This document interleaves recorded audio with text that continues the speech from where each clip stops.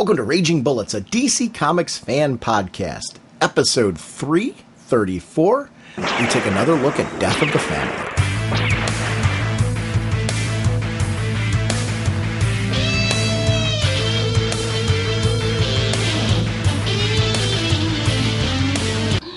Welcome to Raging Bullets. I'm Sean Whalen, drnorge, and I'm joined as always by my co-host Jim, the master of strategery, the Duke of you-know, and the sensei of the whatnot, Segulin. How are you? How's it going, eh? I like that. The master of strategery. You're one of the few. On this episode, we are beginning a multi-episode look at the Bat family. We've been taking a look at the Zero issues of a variety of different titles, and we realize that there's a lot of them from the Bat family we missed. We look at all the ones with the Robins and things like that, but also we're going to take a look back at the Death of the Family and do like about a three-episode look at the Batman universe, really dissecting what's been going on in those books. And then we're going to do the same thing with various other families of titles coming in January to make sure we get all the Zero issues, but also cover all the events, including the Green and Superman and stuff like that. This one we're focusing on Batman number 0 and Batman number 15. We're also going to be looking at Batgirl 0, 14, and 15 as we continue our look at this. We are proud members of the Comics Podcast Network and League of Comic Book Podcasts. Before we kick into the show, I just wanted to offer deep and sincere condolences to anybody that was directly impacted by the tragedy in Connecticut. I'm a school teacher, so anytime that there's any violence or horrible events that surround children or schools, places that really should be sources of safety and part of a community, it's something that I am deeply saddened by, and I just wanted to let you know that my thoughts are with you. I can't imagine what you're going through right now, but I just wanted to let you know that you are in my thoughts and prayers, and that's all. I just wanted to really express those condolences and make sure I said something, because I do realize with where our audience stretches, there's a very good possibility that some of you listening right now were directly impacted by this, and I just wanted to let you know that I was thinking of you. Sponsoring us this episode is DCBService.com and InStockTrades.com. Over at DCBService.com, I just want to shout this out. If you haven't been reading Batgirl, please consider jumping on Batgirl. I know there's a couple fill-in issues coming, but Gail Simone has been announced as once again the writer on Batgirl. We're going to be talking about that this episode. But I want to encourage people to start supporting this book if you haven't been. Death of the Family is a great time to be jumping on this book. And over at InStockTrades.com, you can start picking up Batgirl. It's $2.99 regularly. It's 40% off, only $179. And for any of the DC titles you've been picking up, if you look at that 40% off deal, that $179 becomes a really great price point, especially if you want to try out some titles that you haven't been trying before. That's why I always encourage people to check out DCB Service. Remember, they are a Comixology digital partner, which means any of the digital shopping you do, if you do it at their website, 5% of that purchase goes towards credit that you can use at DCBService.com. It starts chopping down those discounts even further. So please consider doing that. It doesn't cost you anything more and gives you something back for shopping at their website. Plus, you're supporting a show sponsor. So please consider going to our website, clicking on the links, and stopping over at their website. Over at InStockTrades.com, I think this is really cool. They are currently running until January 1st, a post-apocalypse sale. DC, Marvel, Image, Dark Horse, and IDW books on the website are 45% off. This is really great, especially this time of the year where the holidays are popping up. Remember, orders of $50 or more give you free shipping. It's a great chance to stock up on any of the trades across those companies that you've been looking for, or hardcovers. 45% off is just a great deal. They also have a great deal of discounts that are 50%, 65% off, and more. So consider checking those out over at InStockTrades.com. I want to thank both of those websites for continuing to support our show. Mr. Segulin, what kind of a podcast are we? Raging Bullets is a spoiler podcast. We go in-depth in the plotline, story twists, and whatnot of the comics we're discussing on the show. So, if you haven't read the books, you may want to come back later so you can better enjoy the show. Let's show how we use our strategery to plan out talking about comics. To the Batmobile. Let's go. Atomic batteries to power. Turbines to speed. Ready to move up.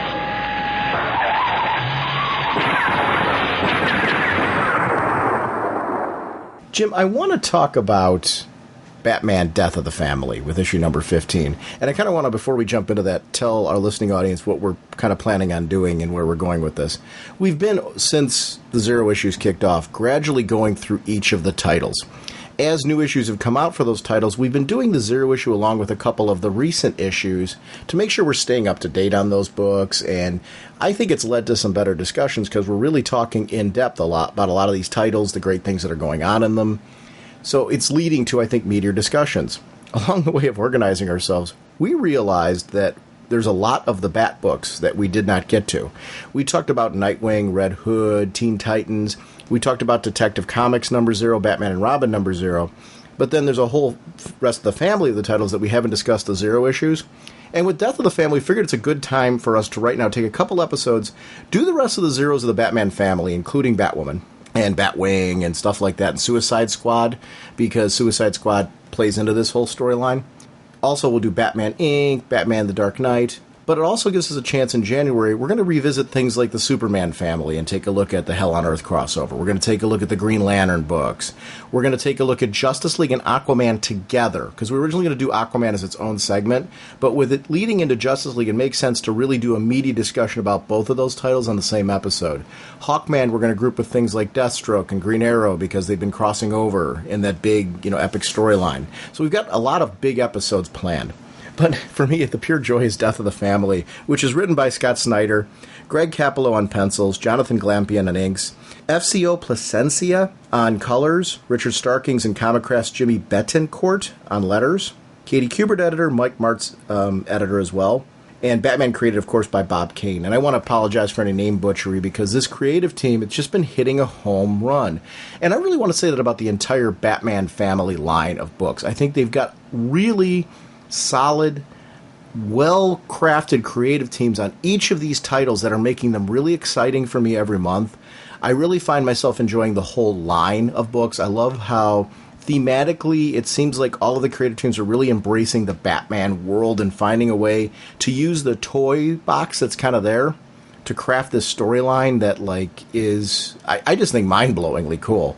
The stuff with Batman and Joker in Batman is something that we need to talk about, because I find sometimes that the Joker, when he's so cartoony and over the top, it's hard to see how he's Batman's greatest villain. Damian's comments in this crossover about how, the Joker is just, some kind of goof who let his face get cut off and stuff like that, and was really dismissive of the Joker, is I think a lot of times the way that the Joker comes off. You have trouble seeing, how is this the other side of the coin for Batman? I think this storyline, this issue in particular that we're going to talk about right now, 15, really hammers home the duality of their relationship and how they're a lot more alike than we really thought, and how they're mirror images of two different, I don't want to say, it's hard to say ideologies when you talk about the Joker, but there is something there to that, and that's something that I'm finding gripping. It's a long-form story. I'm a big fan of long-form stories. Don't get me wrong. There's creators like Paul Dini, for example, and the stuff that Gray and Palmiotti have been doing with the Done and Ones over in Jonah Hex, All-Star Western, that type of thing, when they've done them in there, I think has been top-notch material. So I'm not against Done and Ones. I love Done and Ones, and I think there's an art form to making a good Done and One story that leaves you satisfied. But I also am a big fan of when a creative team has the chance to take a big, long run and take things that we thought, a villain that we thought was a throwaway, or a bunch of villains that we thought were throwaways, bring them back together, make us see that, wow, this thing that you thought was a throwaway before was really leading to something huge. Batgirl in particular makes me think of that. Now, and I don't want to say that there was anything throwaway in there, but what I mean is there's little villains that were introduced, and it seems like initially they were for the purpose of teaching us something about Barbara. It isn't as simple as that, and we'll talk about that when we get to the Batgirl book. I'm a fan of that, too, which is why I'm really glad that somebody woke up and smelled the coffee and said, why on earth would we take a writer away from that title when they're doing this? They're building to something big that the readers have been waiting for, and they've been leaving these little clues. This is what Snyder's doing in here. I think she's doing it over in Batgirl as well, and I like this. This is the kind of storytelling that I like as a fan. I want to be challenged. I want to know that things that I thought before I thought one thing about, oh, you have no idea. This is why I'm liking the Batman universe right now, because we've got books like Batman and Batgirl that are doing this kind of stuff that is really making me geek out as a fan. Oh, big time. When I get a story going on that I honestly think, how the heck can Batman win this? Are they going to kill people off? Is somebody who's going to die? And when I start thinking those lines in the beginning of the story, that adds to the excitement of it. If you go into it thinking, oh, okay, yeah, it'll be a tough thing, but eventually Batman will win. Alrighty, but as this goes through, you're like, how is it going to pull it off? How can he do this? Joker's got this one covered. This is a different Joker's approach. He's handling things. He still has that same craziness and psychoticness that is the Joker, but this is a Joker showing that he can plan things out. He is preparing for every contingency. He's doing a Batman. He's preparing for everything that Batman can throw at him and that the Bat family will throw at him, and he's one step ahead of them. And that's something that I am deeply enjoying. And this is something that we're seeing a Joker in every single one of these titles. He has that same forward thinking. He has that same planning, just that manipulation. It's just incredible to see this Joker. It's the same evil, nasty, psychotic nature, but it is the intelligence side of him as well. It is the, dare I use the word you hate, the strategery. It's not a word. It's not that I hate it. It's just not a word. It's worse than whatnot. Strategery. It's awesome. Yeah, okay. Speaking of strategery and awesome, I want to talk about Greg Capullo's art and just the whole art team on this book. Sometimes there's certain titles where you'll see a creator and you'll kind of perk up and go, wow, they're doing something really interesting over there. Seeing now his work at this title and what he's doing with Batman and what the whole creative team, because it really is, it's from start to finish. I think the artwork here is just incredibly satisfying. This opening page with that Joker and with the torn off face, if you told me like 5 years ago that like the real look for the Joker that's going to make me go, wow, this has gotten to the Joker to the core is when they cut his face off so he can staple it back on or strap it back on. And that's going to be to me like the next cutting edge Joker. I'm going to be like, I would have been thinking to myself, what a cheap ploy. It so works. It makes him seem crazier. There's points in time where I can't help but chuckle at some of the things that he's doing and saying. I'm not just talking about in this title, like across the board. This is a great example of where, what I was saying earlier, you've got creative teams that are playing in this sandbox, and they're paying a lot of attention to what's going on in the main story here with Snyder, and really saying, wow, this is a Joker I can use to further my characters and really set, this edgy story in my own book. And I really love how all the creative teams have really embraced this, because this is, to me, you've taken this guy who before, he put people on giant birthday cakes, and I love that stuff. Don't get me wrong. I'm a geek for Joker and his death traps and stuff. I wouldn't mind this guy putting somebody on a giant birthday cake either, because that it's going to be exactly what you said. It's not so much of, is Batman going to win or not? It's what is Batman going to lose to have a victory in this? Because that's the part that I really am convinced at the end that Batman will triumph. But I'm going to put quotation marks around that, because there's going to be a lot of collateral damage along the way. And, is it going to damage relationships? I don't know. He's going to have a lot to answer for here. This could wind up in its own way making a better Batman. And a better Batman, I don't know that. See, are you at the foregone conclusion that this really is going to be the death of the family? Because I'm wondering if that's the Joker's endgame goal, but if maybe in the end Batman's going to learn that he needs them more than he realized. Yeah, I'm thinking by the end of this we're going to get a stronger family. We're going to get the Joker's going to learn that the strength of the family isn't that they all have, that they all like to beat up bad guys. The strength of the family is that they are a true family. And this is going to be the congealing agent for the family and really bring everyone together.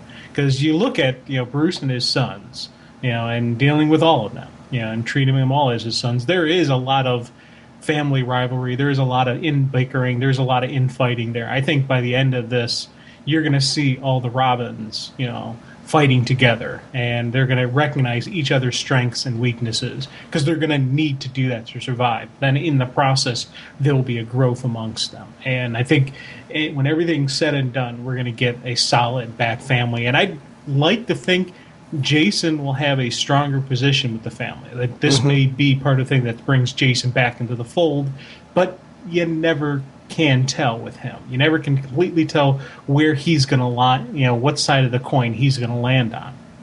I like that with him, though. I like I like that I want to see him back, but I also like that I 100% agree with you that depending on how the storyline goes is going to really dictate whether or not Jason Todd wants to come back or, isn't ready to smack everyone upside the head.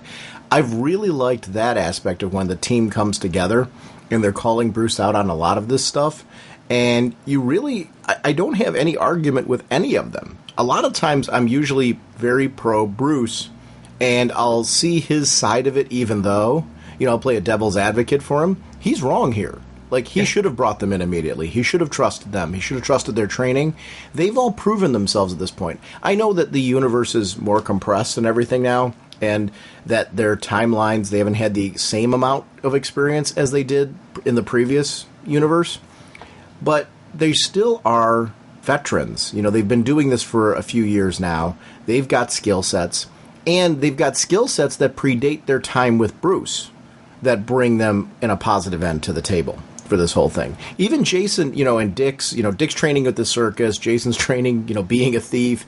There's certain things that skill sets, and Tim's stuff that predates.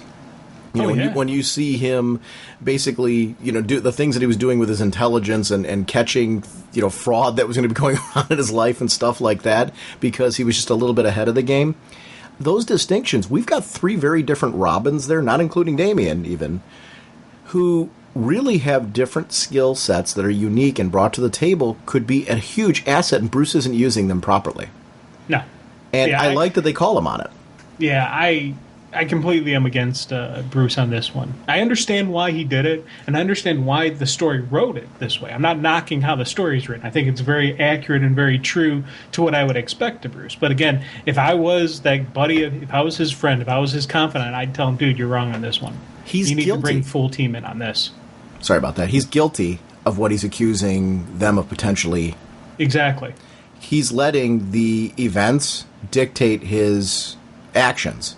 And because of that, he's making the mistake of not pulling the team together, not doing what works best in his group. He's put this squad together. These are people who he knows he can trust. These are agents that he's trained. And he could pull them all in, and he could be more effective by using it. And instead of trusting them and their abilities and trusting them to step up the way that he does, he's letting emotion dictate things and say they can't possibly handle the Joker the way that I can. He's making a fatal error, a fatal flaw there. And my big worry out of all this is that fatal flaw will cause a rift in the family. There's that other part of me that sees a possibility, though, where he, at some point in time in the story, is going to realize he was a bonehead. And through this the whole team's going to come together and gel together and say, hey, we're much stronger as a unit. The Joker was trying to destroy the family, and he can't do that. The family's stronger than the Joker. I don't know. I could very easily see it going either way. Yeah. This is either going to cause a major, tremendous rift that's going to take a long, long time to get past, or it's going to pull them together. And I'm not really sure which it is at this point. And that's that mystery you were talking about earlier. That's the part where it's not, to me, what is Batman going to win or not? I don't know. If it's going to be a victory the way that you would traditionally think. I think the Joker's going to wind up being taken down at the end of this. That will be the victory. But the collateral damage is, first of all, what happened to Alfred? Because we know that's going to be definite collateral damage, because the Joker wasn't kidding about that, right? Oh, God, no. I'm thinking we're going to see a blind Alfred. And granted, blind Alfred is probably 10 times better than somebody who can fully see, because Alfred is that cool, and Alfred can still do his job and can still be Alfred, even without his eyes. But I don't see Alfred ever seeing again unless they do some Wayne Tech cybernetics, and I can't see Alfred accepting that. I think Alfred would say, I'm blind, I'll still do my job. There's all kinds of storytelling reasons to bring Alfred's sight back if he really does lose his sight as part of all this. I'm saying down the road, for writing this, I've got a valid reason. So I'm not really so much worried about that if they go that route. If Alfred does wind up blind from this, I think that's interesting. It's a place that I don't remember in recent years there being and I'm going to kick myself in the head. Like Marvel has Daredevil.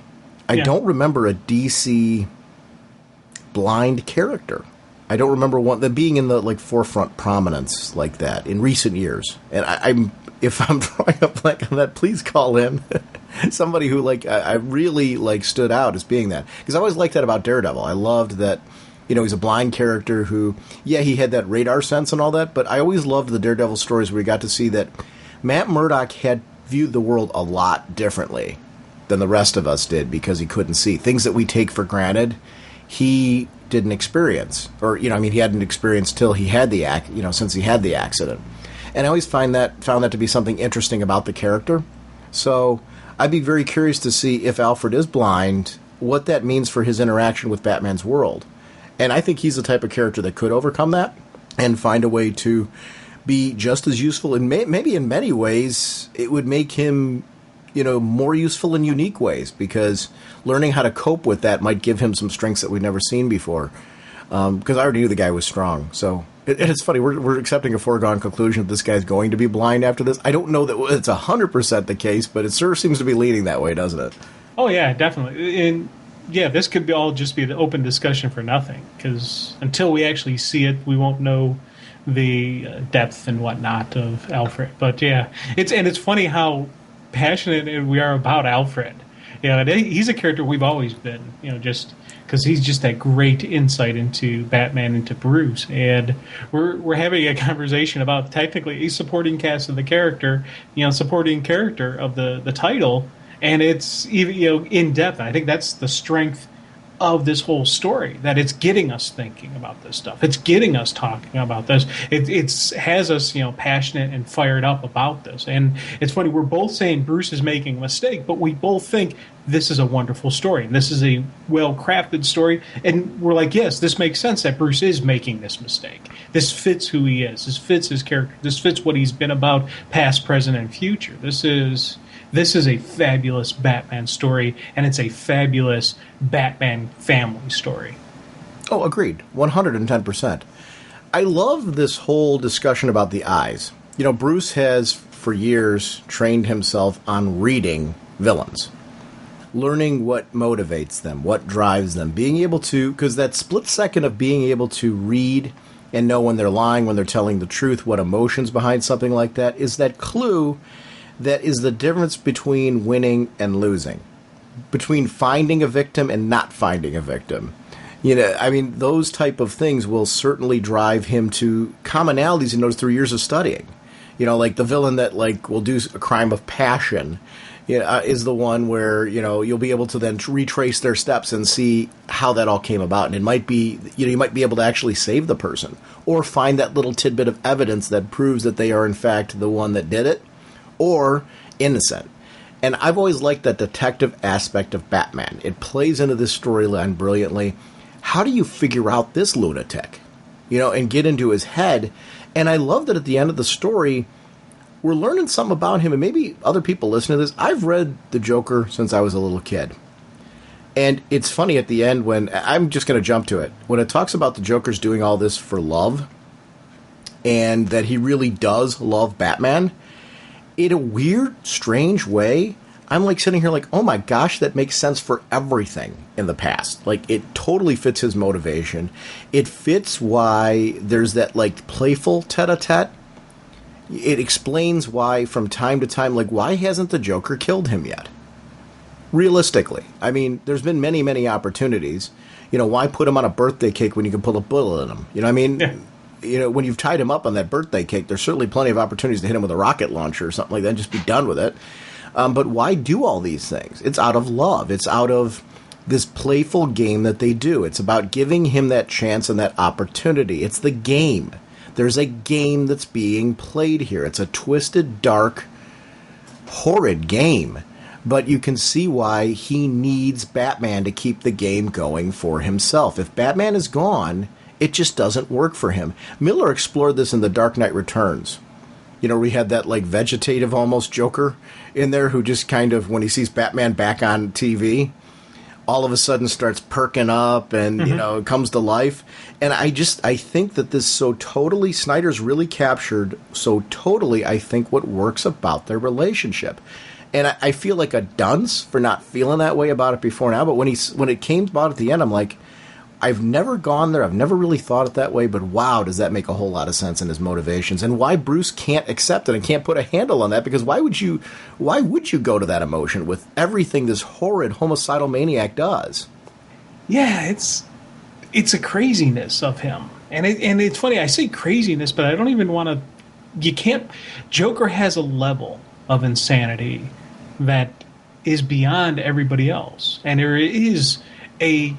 to say yes, and I completely agree with the statement that it is out of love that he does in it, but it's that insane love. It's that love that you can't, no rational person will ever be able to explain, to come across or even truly and deeply understand what is going on with him. And that is the best type of stories to tell from him, that it's something that you're like, yeah, I get it, but there's still that I don't get it. When you think about what he's doing and his motivation. And that, I get, is one of the really neat things about this story as it's playing out. As the pieces are coming together, you start seeing and understanding. And, and the more you understand, the more you're confused. Just because that is his nature. It is so different than us. It is so different than the everyday, average, normal person who wouldn't think about having their face cut off, who wouldn't think about using blackmail to get people to do horrific things, who wouldn't think about killing millions of people just to get Batman's attention. It's a really just a cool psychological study of Joker, and I'm like, this is something I've enjoyed reading and then rereading, and then after I read another title, I go back to this one, and you jump around, and this has been a cool experience. It's funny, and I want to be careful on this because I'm not saying that it's realistic that there's a lot of people out there like the Joker. I don't mean it that way, but I do think a lot of times when you say love, you think of there's a purity to that emotion. But I think we often forget to take a look at love the other way. There's a lot of people who love and crave things. I think we've all done it at times where you love and crave things in an unhealthy way. Just because you love something doesn't mean that it's pure and it's the right thing to do. Sometimes you just got to kind of let it go. And I mean, the Joker is like the extreme depravity of all that.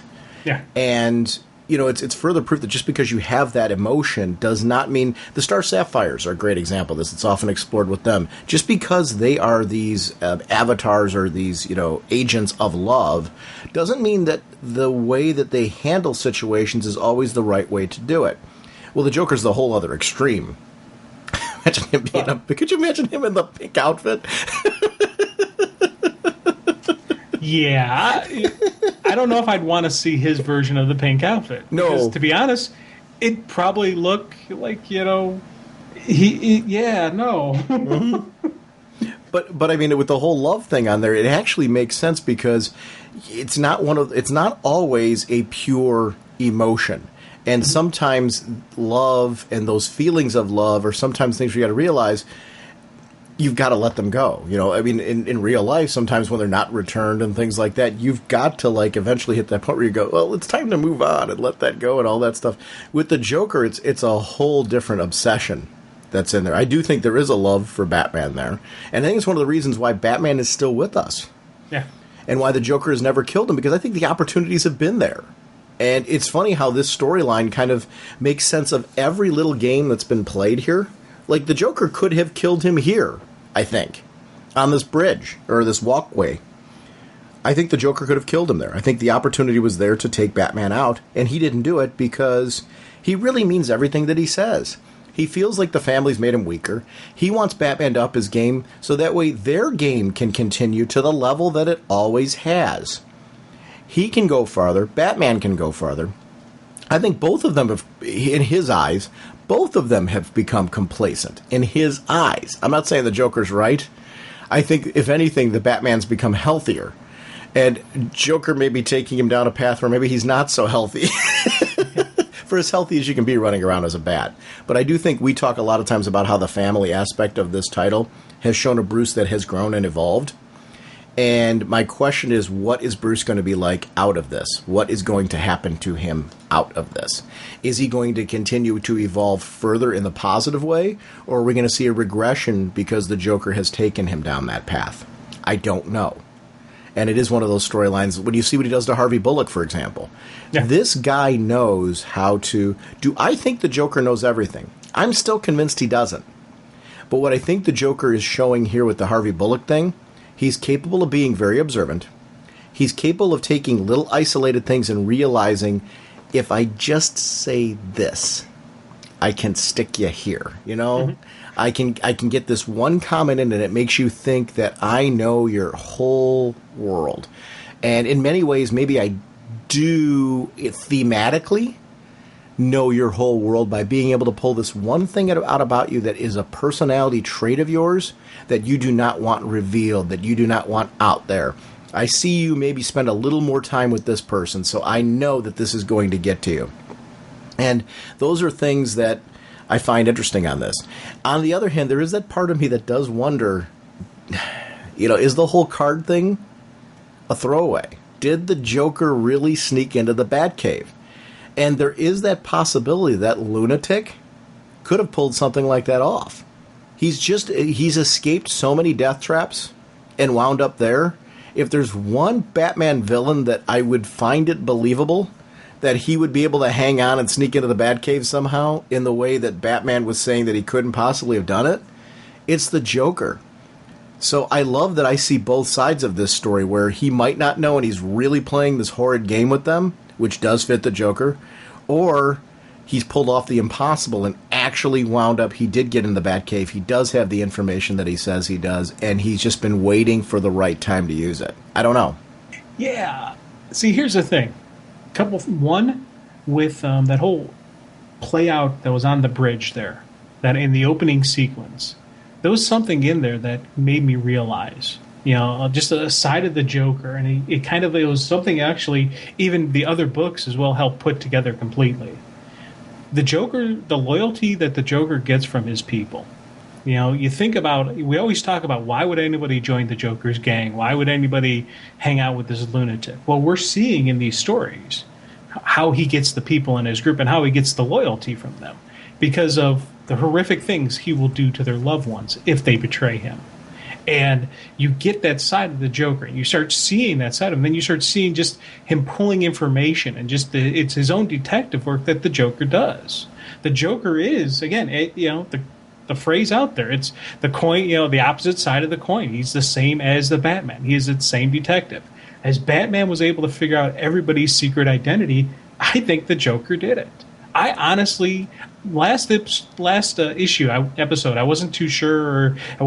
I 100% think Joker knows everything. And I think he's just having fun with the fact that he's only giving them bits and pieces, letting them think, puts the doubt in their mind whether he actually knows.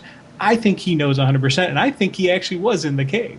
I think that, somehow that lunatic was able to hang on for, 5 miles underwater, 55 miles an hour. And I think somehow he was able to pull it off. I don't exactly know how he could do it, because that's 11 minutes underwater or less than that? Or I don't know. My math is my weak point, so I'm not going to try that. But, it's physically inhuman for somebody to actually do it. But I think somehow this lunatic figured it out. And he was in the cave, and I think... the Joker actually knows, and he's just been waiting for that moment to deliver the news, and to say, hey, I know who you are. It's time now. And where this ends, I don't know. And it's an excitement for me, the fact that to actually think that he does know this, to actually think the Joker is able to do this type of stuff. And I'm really excited to see where this plays out. Yeah, there's that other part of me, though, that sees the Joker as being so observant that, like what he does with Harvey Bullock, for example, he'll take isolated little things and know how to manipulate, how to get under your skin, how to dig at you. I think Heath Ledger played this off really well in The Dark Knight during that interrogation scene, where he just knew both when Batman was there and when the police officer was there, he was goading him about what happened to his fellow officers. You know, he just knows how to use little isolated situations to really manipulate and play and antagonize people. And I think this plays off there in the same way. I agree with you that that option's there. And if it is, I think there's going to be real huge ramifications for the Batman family. And I think that's why there's that part of me that does not want that to be the case, because they're going to come back to him and say, look what happened because you didn't tell us. All these years, we never knew about this card. You never told us that we were possibly compromised. And I think that will cause a major rift and a death of the family. Because I don't think, you know, after everything that happened to Alfred, after everything that happened to all of them, it's all because Bruce did not reveal that information. I don't know that that's repairable. And that's the part that I think is going to make or break this. The honest reality of the whole thing. I think it's repairable over time, but I think we're going to need to see some serious time before there's any repairs to that. And we'll see a Batman, I think, very alone for a while. And not very well liked by the people that he surrounded himself with. Because how do you, I mean, that kind of betrayal, how do you recover from that? I don't know. Yeah, I don't know. It's one of those things where you sit there and just try to figure out and just think this through. And again, it's the mystery, the excitement, the unknown, just the where is this going to play out is one of the things that I keep getting from this time. I keep getting just oh my god moments. I love during the battle with the Joker where like his gloves are off, they were off for a reason, the Joker was setting up all along. I know this guy's going to eventually get loose and punch me like he always does. And that split second, the Joker's all about split seconds. There's a split second between, it's funny how that guy gets punched like no other. Because if you look at the history of the Joker and how many Batman storylines where he winds up on the ground crawling because he's been punched, and it's been a split-second distraction that has allowed him to escape. In this case, it's the toxin. He laced himself with the toxin because he knew Batman would hit him. And he knew that that would be absorbed into his skin. I mean, talk about knowing your enemy. He is a twisted mirror image of Batman in those moments where you're just like, wow, that is just plain brilliant. He planned ahead. He turned his, face into, or, wherever the toxin was coming from, his mouth or whatever, into a utility belt.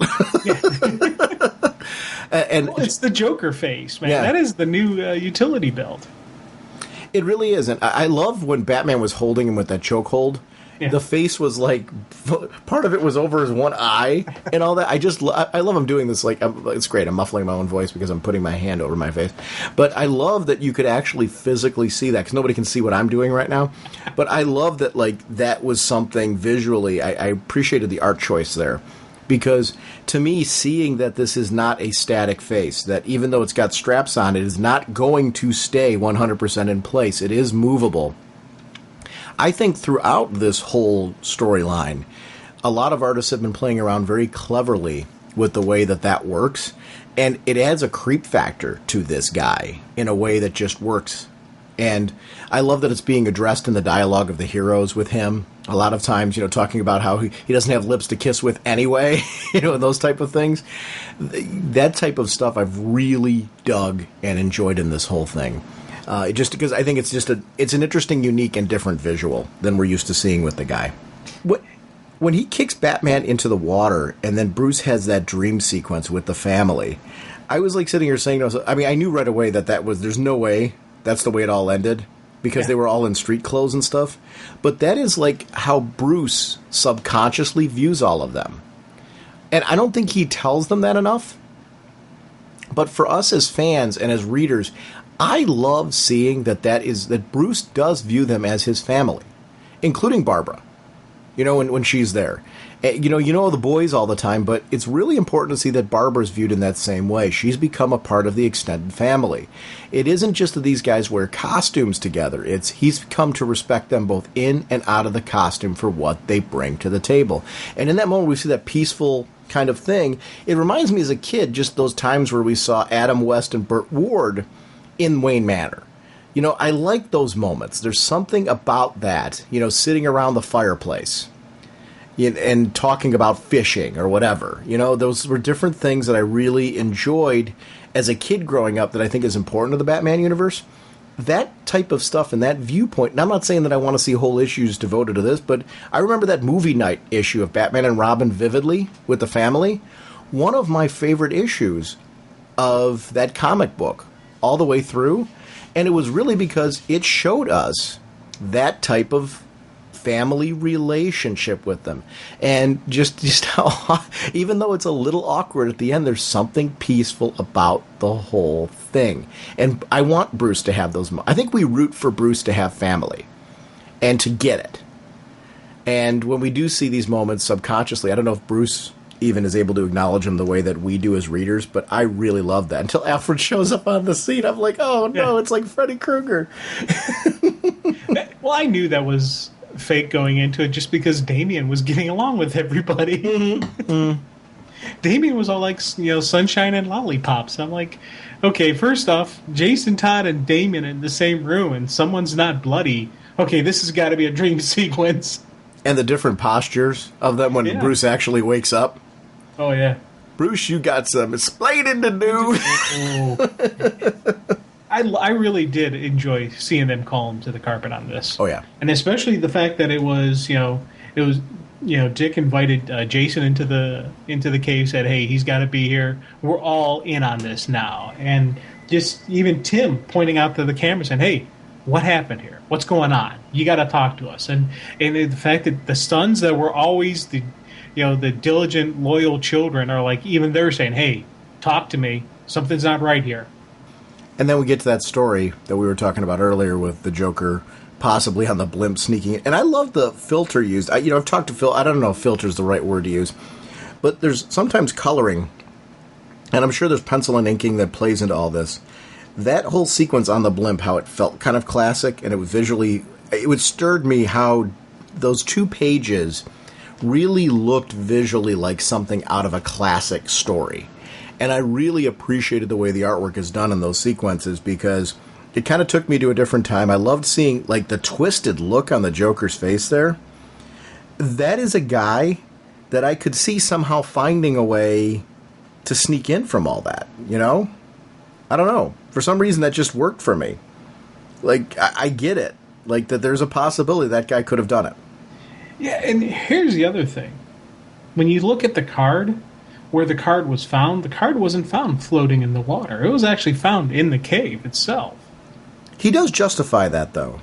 Where Bruce, thought it was attached to him on some level, or, it fell off of him. Mm-hmm. So it doesn't have to be that it went through the water. So Bruce throws it out there. Here's the thing, though. I don't think there's any more weight to Bruce's speculation than the speculation of the family. When they're throwing out there, like, all the possibilities, what if he did make it? Well, what if the card was attached to your suit, Bruce? I don't know that, to me, none of Bruce's arguments there carried any more weight, other than the sheer distance. I do lean in Bruce's favor when he talks about the distance. That would be really hard to pull off. That's why I'm leaning more towards the slim possibility of it. That's why there's that part of me that still thinks the Joker's playing a big game here. And there is that part of me that still believes that option's on the table. I don't believe it's a foregone conclusion the Joker knows. I do think it's a possibility. I see that as being an option. I do see it possible that the guy could have wound up in the cave. So I'm not discounting that. Certainly not dismissing it the way Bruce is. I'm kind of in the middle. I see the way Team Batman's looking at it, and I see the way Bruce is looking at it, and I'm having trouble deciding who I'm believing more on this one. And it's really where I think I'm finding this so much enjoyment in the story, is that I haven't seen enough evidence to indicate one way or another. Every time I think one way, there's something that pulls me the other direction. When I think that way, there's something that pulls me back. So I'm not quite sure. And I can see both sides of it, especially when you see the side issues where they're clearly dealing with the Joker that might know. I mean, there's certain clues that are thrown out there, like, how would the Joker know to do this? There's circumstantial evidence that could point him there, but there's a lot of circumstantial evidence being thrown into play in all of this. That makes me wonder, that's one of the things that I love, is I can see both sides of it.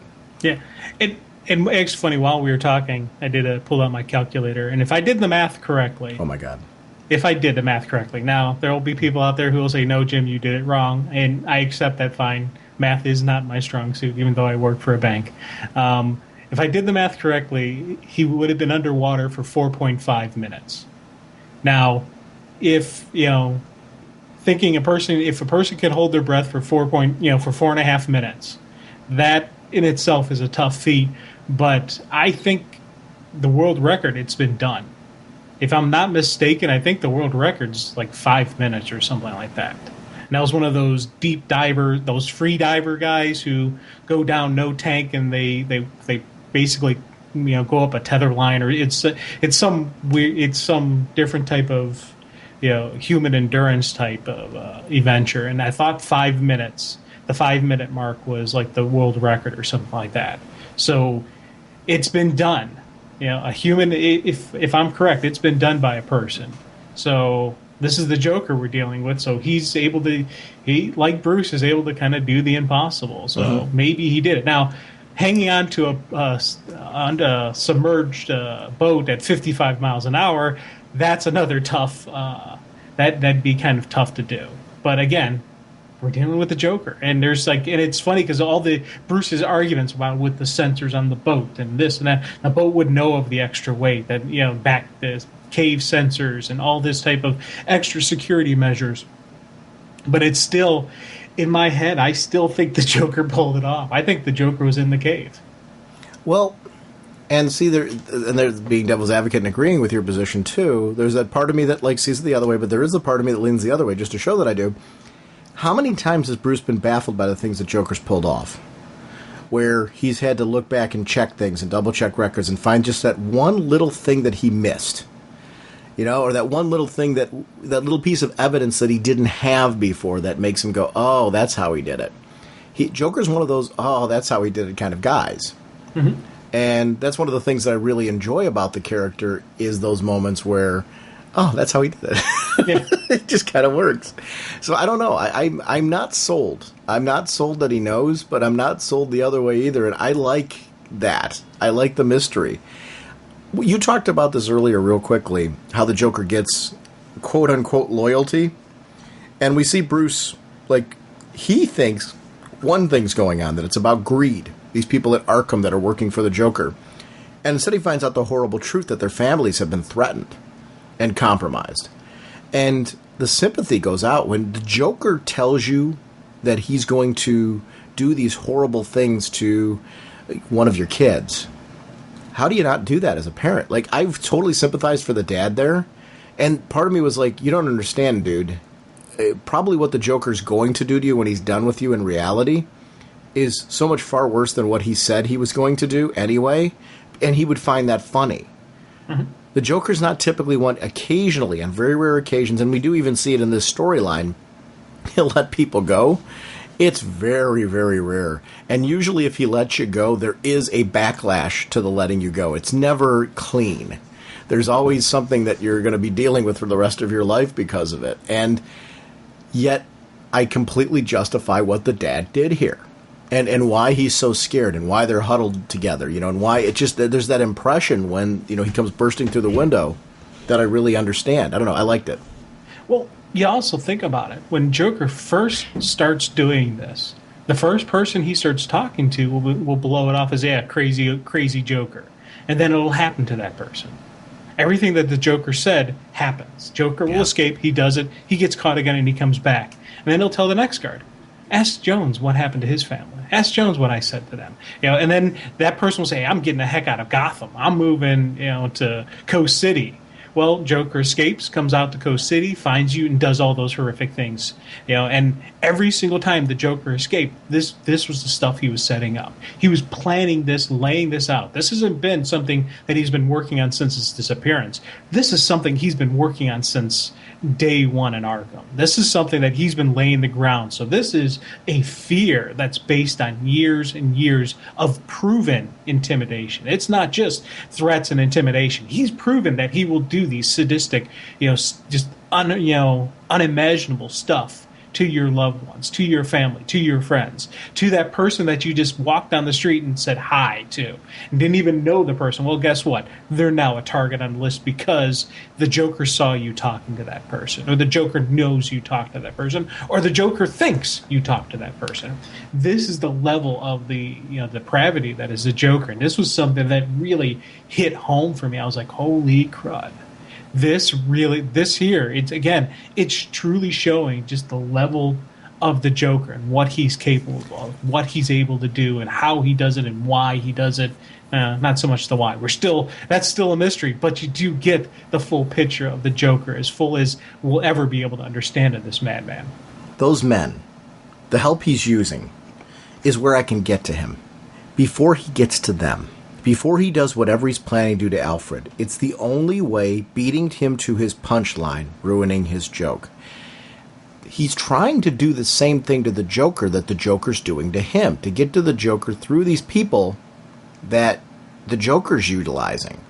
And it's really interesting, to see that coming from Batman's perspective.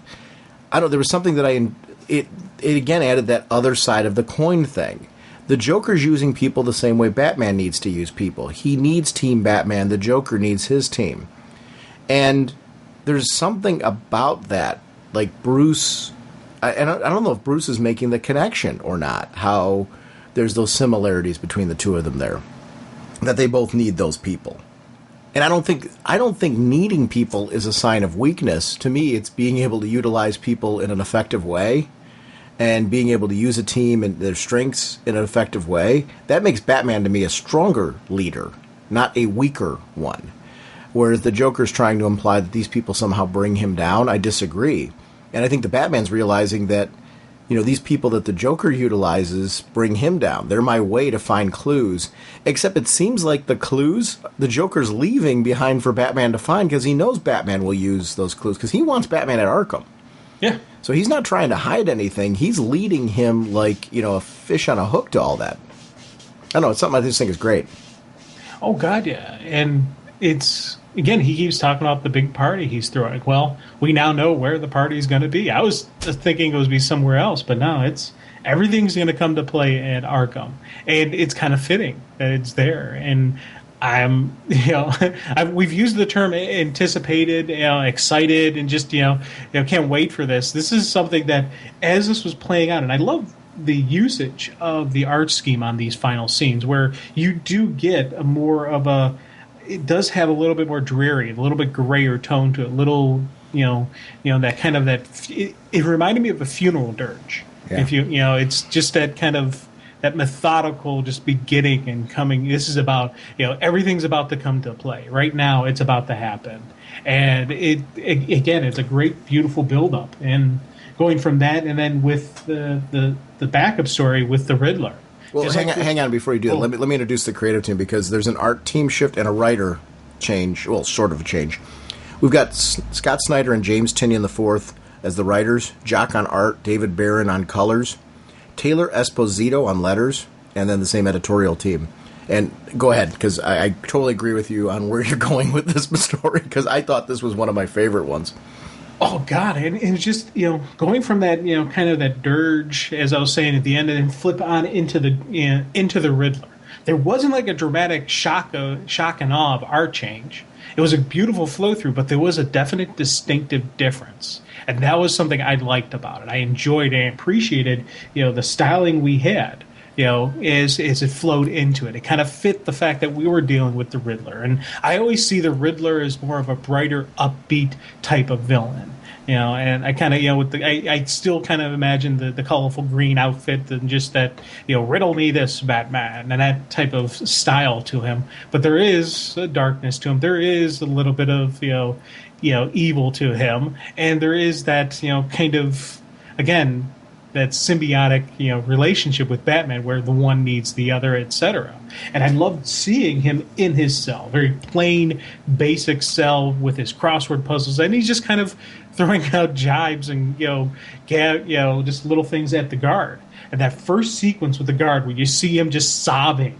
He said he'd rip out my girl's throat, Mr. Riddler. Said he'd make me eat it. I was like, oh, and it was just like, oh, this is going dark here. Oh lordy, what's going to happen? And I love just how that opening, that just how that played out. That was, for me, was just a great intro to a really cool, add-on story. But what about Steve? Steve is ruined too. Now go. That whole horsey sequence and all that, it's just Joker insanity. He has these people carrying in this horse, for the purpose of having this horse brought in for the party. Now go find another one. I mean, how nutty is that? It's very Joker. Why would you carry in the horse? Like, what? It's crazy. Yeah, that was trying to figure out, was the horse dead and they were carrying it in, or was it alive and they were carrying it in? He shot the horse, right? Yeah, but you never know with the Joker. It may have already been dead. And that's what I was trying to figure out, because if they're bringing in a horse, the easier way is to just lead the horse. Let the horse walk. If it can still walk, if it's still alive, let it do the heavy lifting. But he says, how can this beauty be expected to perform tonight if you're dropping her all over the place? So she's got it. It's still got it. I wonder if it's knocked out. Maybe. Bring in the sleeping horse. Because that seems like because I'm, amen, 100%. I'm with everything that you're saying there. But I'm just looking at this and I'm like, this is just like total Joker nuttiness. Yeah. I loved the Joker calling Eddie on, you can be out of here at any point in time. I know you can. I'm going to prove it. And he tosses that gas in there. And basically, knowing full well that Eddie will die unless Eddie pulls off the escape. And Eddie pulling up, there's 46 ways out of this. And instead of picking the easiest one, he opted for method 3.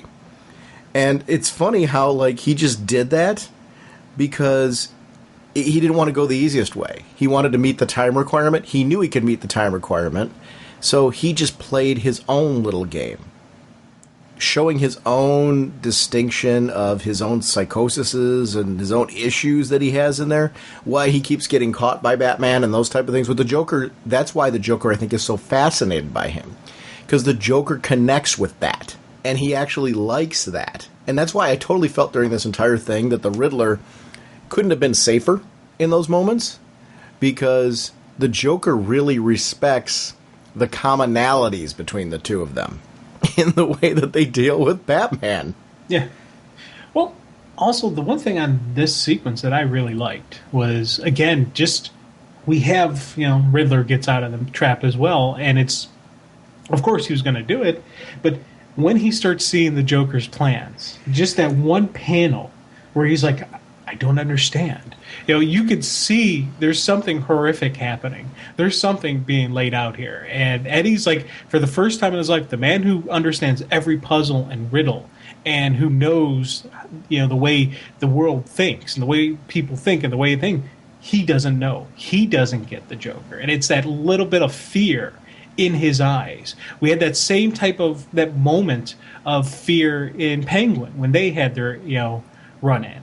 It's not overall fear, but it is whoa, what's going on here? This is something different. This isn't the same as what it's been. It's been their realizations as well. And I'm thinking in the final battle, we're going to get everybody against the Joker. I think Eddie, I think Penguin, I think anybody else that the Joker brings into this mix is going to say, we got to stop this, and we got to prevent this. And part of me is wondering if everybody's going to try to kill the Joker except Batman. If Batman's going to be the only one to stand up and say, we can't kill this lunatic.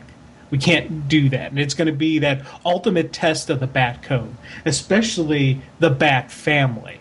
What if the members of the different Bat family want to kill the Joker? What will Batman do? How will Batman handle it? Yeah, I think that's going to be a huge moment because it's very easy to want to kill this guy for everything he's done. Can you stick to the code? Can you stick to what needs to be done? Will you fight to save this lunatic or not? And I think that is the final piece of what we're going to see in this whole death of the family. That could be the death of the family if they choose, no, Bat. The code of the Bat's wrong. We should kill the Joker. Or is the issue going to be that they have to stop Bruce? Can Bruce be pushed that far?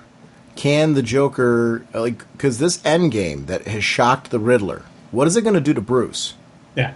And I mean, that's the other possibility that I do see is what happens if the end game ends up playing with Bruce and messing with and manipulating Bruce. I don't know. I'm with you. I'm fascinated by the whole thing, and it is stuff like that that just gets me really, really excited. Can we talk the Zero issue? Oh, God, yeah. This is really, really cool because we get to see at the bank the Red Hood gang introduced. And I love that this isn't just in the Zero issue about introducing this gang as a nod to the fact that it was the Joker's identity at one point. Jason Todd's identity, obviously. You've got this whole gang, this Red Hood gang, that are pulling off this bank robbery. And we get to see an early point in Bruce's career where he sneaks in and becomes a member of the Red Hood gang using a disguise. And I've always been a big fan of things like Matches Malone and stuff like that. Bruce sneaking into criminal gangs to get information. It just kind of makes sense. That would be your way to get first-hand sources of info. But an early Bruce would make mistakes along the way. And in doing that, he has to make sure that there's no collateral damage to victims inside the place while he's doing it. But also has to avoid the police because he's dressed as one of the gang.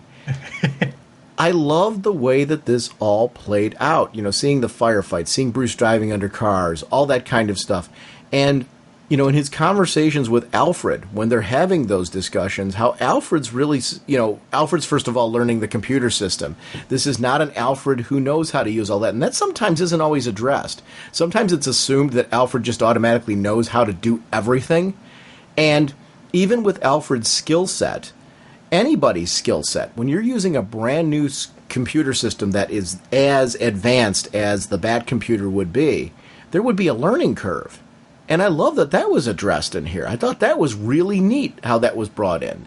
It shows why Batman starts looking at what kind of gadgets can I use to give me an edge. What kind of thing can... And he has to justify all of these things to Alfred and to himself, how they're going to help his mission. And it was out of this so-called quote-unquote failure with the Red Hood gang that I really enjoyed how that all played out. Oh, God, yeah. And I love, again, we see this early version of the Joker, assuming this is actually the Joker. You're never 100% certain, but assuming that this is, the fact that, they poisoned the cake yesterday. So all those people were dead, no matter what Bruce would have done, no matter what the police would have done, those people in that bank would all be dead right now. There's no way they could avoid it because even if they stopped the robbery, even if they stopped them from shooting people, they were still going to die. And I loved seeing that out of the villain. I loved seeing that out of him. It's a horrible thing to say about people dying, but it made for a very cool, true comic. And this was a Zero issue that I really enjoyed seeing. These early Batman stuff. We didn't, you get that traditional moment in Bat lore where the Bat comes in and it's the revelation. He's like, yes, I will become the Bat. They didn't need to tell that story. This kind of story is a great Bruce story. This is a great way to explain who Bruce is, how he came about, how the Batman actually truly was born. Yes, he was born. We saw the training issue sequences in Detectives, which was really awesome, showing that the young Bruce learning to fight. Now we're seeing the little bit older Bruce back already in Gotham, starting the mission, trying to figure out, trying to put the final pieces together of the puzzle. These were some really cool moments. These really cool Bruce Batman birth moments. I don't think that's the Joker. I think the Joker was one of the Red Hoods at some point, but I don't think that's meant to be the Joker. I think we're going to see the Red Hood gang come back in 2013. From what we're seeing at the end of this. I don't think that guy who's saying that, that's the Wayne thing and we're going to bring it down and all that stuff at the end, I don't think that that's meant to be the Joker. I think that that's meant to be the leader of the Red Hood gang. And I think any relationship the Joker's had either has been with adopting the role of the Red Hood himself at one point in time and then this gang took it over, or, which that doesn't make sense chronologically, or the Joker was a member of the gang when he got dumped into the vat. Like he was he was Red Hood 5 or Red Hood 4 or Red Hood 3, and then he got dumped into the vat. I don't think that that's the Joker. That's what I'm assuming out of all this, but I didn't take that to be the Joker. Yeah, it could be. I don't know. The only reason why I'm thinking it's the Joker is, one, because of the traditional story, but when you see just the bottom half of the face, you see that, kind of that pronounced jaw. And granted, Joker doesn't have too much of a pronounced jaw anymore because he doesn't have a face on him. But that, for me, always has a traditional Joker look, kind of a stretched out face, a little bit, the really pointy jaw. But there's no joking or anything. Like, this guy's almost too gangster to be the Joker to me. That's why I'm saying this. It's the birth of the Joker. This guy isn't the Joker, but being dumped in a vat of chemicals, that's where he gets the sick, funny joke. Well, but I guess then what's coming in 2013? I guess what I'm saying is that what you're saying doesn't make any logical sense because it says right here at the end, that's Wayne's Nest. Yep, boss. What do you want us to do? What do you think? Blow the whole thing sky high, and the story continues in 2013. What story continues in 2013 if it's the Joker? We got the Joker now. Maybe it's the Joker origin. Maybe we're going to get to see that this guy is actually the Joker, or maybe we're going to get this guy isn't the Joker. Maybe number 3, maybe Red Hood 3 is the Joker, or maybe Joker has nothing to do with this. I don't know. But part of me is thinking we're going to get, for this story, this didn't end right here. We're going to get the continuation of this. It says coming in 2013, the story continues. Right. Part of me thinks that we're going to continue this, that we're going to get more to this story. It's right there. I mean, okay. What are you talking about? When I say part of me thinks we're going to get a continuation, yes, we're going to get this. Obviously, we're going to get more of this story, right. But we may not get up to the point of seeing the Joker.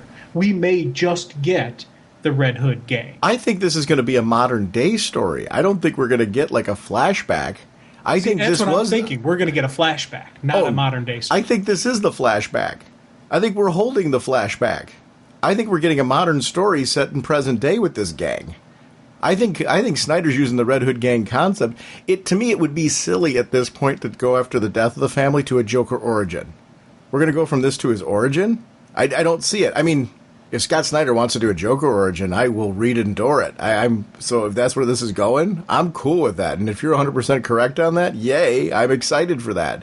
So let me clarify that I think that would be neat if he's doing it. I just totally am taking this as he's introducing the Red Hood gang as a villain squad into the Batman universe. I don't take it as this is going to be some isolated thing. I totally take it as the Joker, any interaction with the Joker being the Red Hood was either him adopting the role on his own or being a part of this squad. And I seem to remember, I might be digging on this one, so I will clarify that this is me speculating. I might be off on this. I seem to remember versions of the Joker storytelling where he was part of a gang when he was wearing the Red Hood thing. He didn't choose to wear that. They plopped that on his head. Yeah. So that would further, this guy right here is not reluctant to be the Red Hood at all. He's clearly the boss. They know him as the Red Hood. I don't remember in the Joker storyline where he was wearing the Red Hood, him being all that gung-ho about having that tube on his head.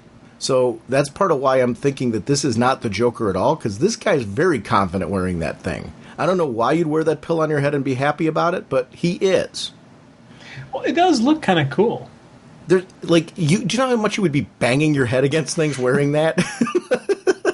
Who knows? Maybe there's some inner cushion or some padding. That could be tailored to his head. It may not just be a big tube on your head. You think his head? You think his head's that tall, that thin and tall? No, about halfway up. You fit it in so there's the round part so it's set it. But why would you do that?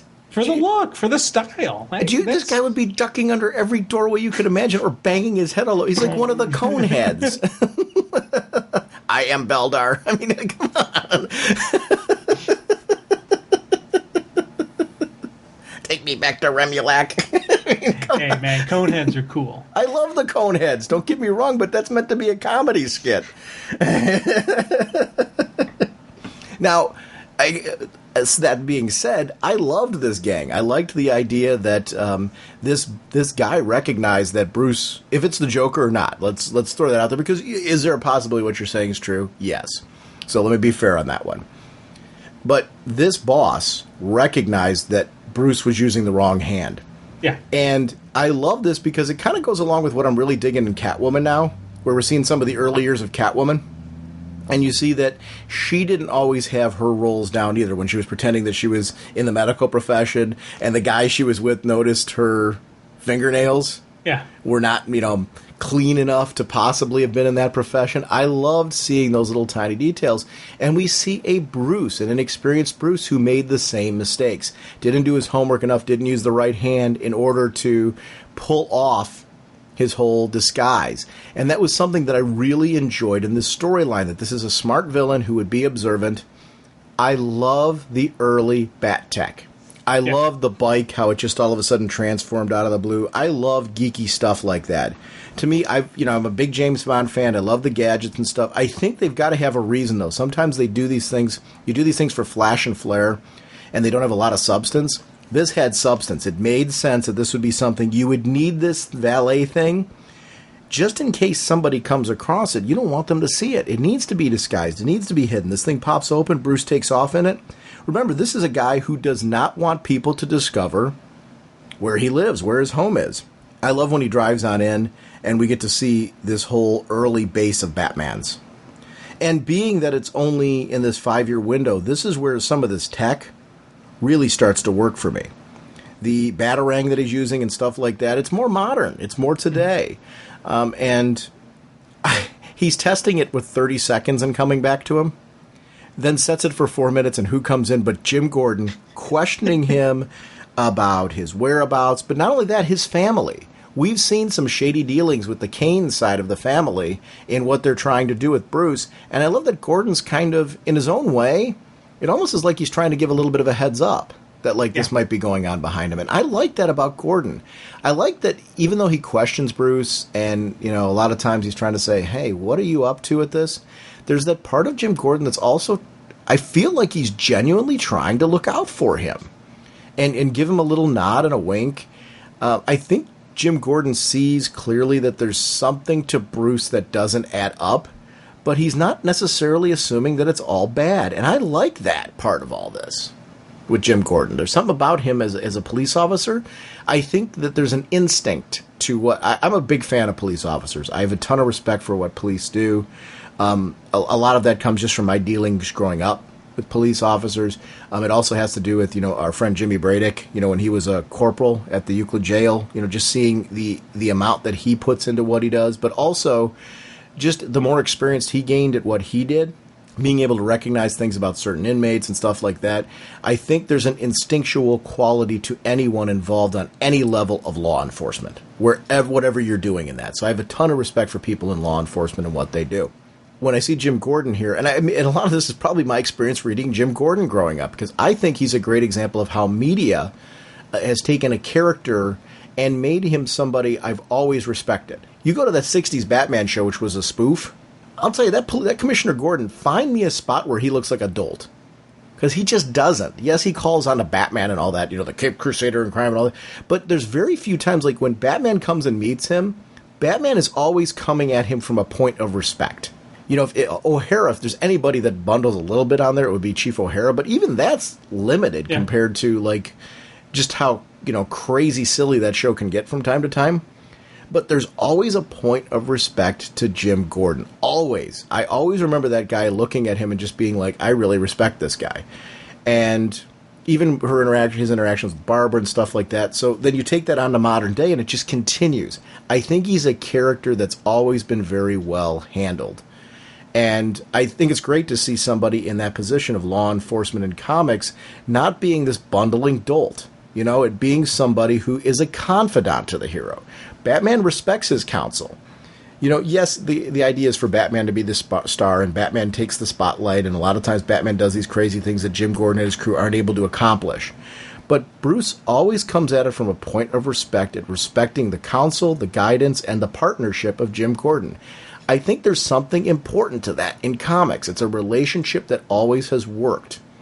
And I think when writers and films ignore that, I personally think this most recent series of film has done an amazing... Gary Oldman's Jim Gordon is, to me, the best on-screen depiction of Jim Gordon.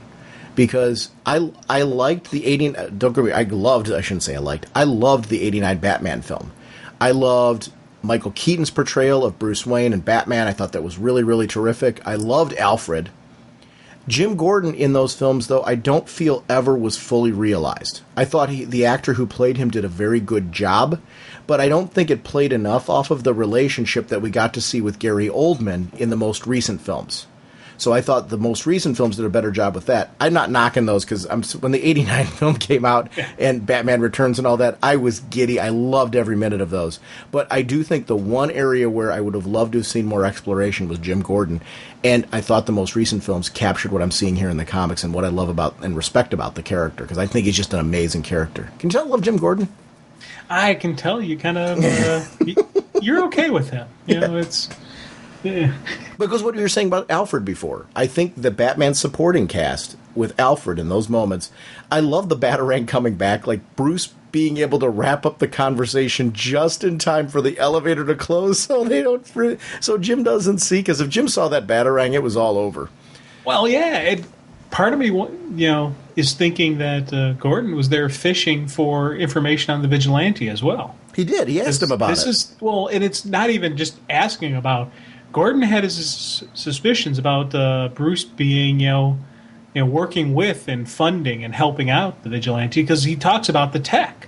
He talks about that high-end tech, and he's putting two and two together right from the beginning about Wayne Tech. Bruce Wayne comes back. He's in the bad part of town, and now we have this vigilante.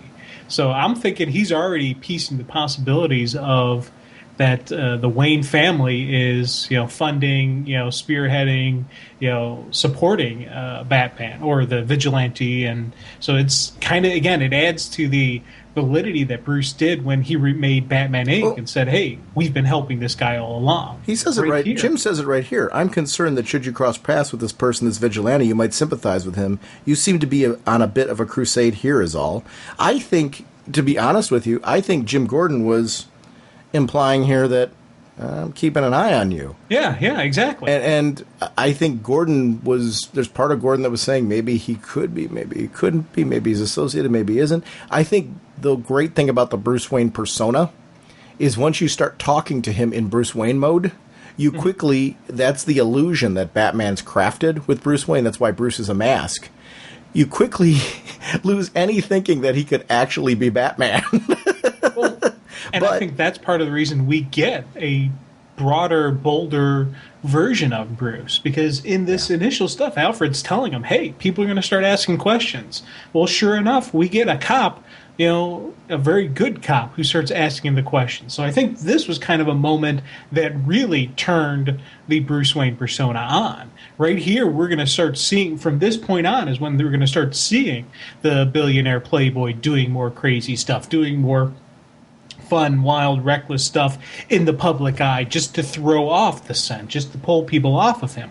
As we look at the backup story Tomorrow by James Tynion IV, Andy Clark artist, FCO Placencia on colors, and Pat Brousseau on letters, this is an origin of the bat signal. Yeah. And, did I eat this baby up. This James Tynion IV, he's currently writing Talon. I'm really digging his work, because I think he really just understands these high spot emotional moments. This moment with Barbara out there, I love that it ties into things that we saw in Batgirl with her and her interactions with Batman there, how Jim references that. But it's also, Jim's way of, it's not just about contacting Batman. This guy's out there, and Jim's starting to realize that, hey, this is a symbol that's having a positive effect on Gotham. How can I maximize the potential of that? And it's more than just turning on the signal as a contact point. It's about maximizing the potential of what the symbol and the feel of Batman is doing to Gotham City. I really like that.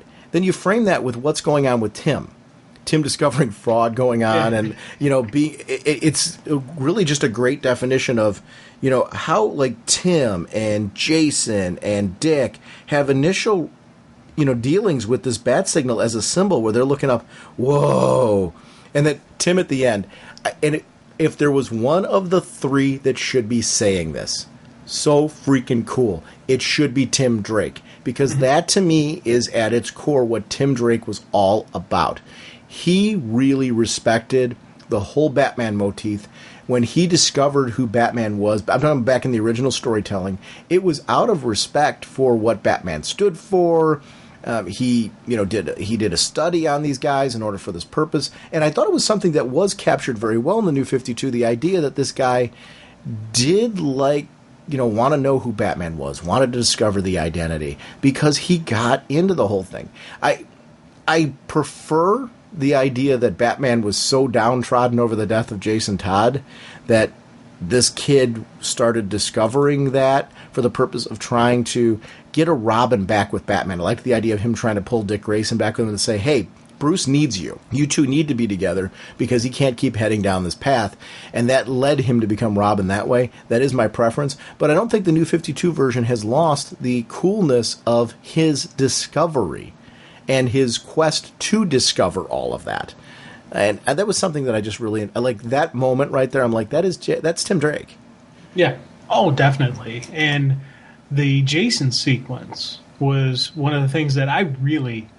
enjoyed seeing. Amen. I don't enjoy seeing a woman get shot in the face like that, but just Jason's reaction and how he just beats the guy pretty much to death. And then when the cop shows up, he's like, he shot that woman. He's like, well, good job, kid. The cop didn't even realize, hey, this guy was his partner in the robbery.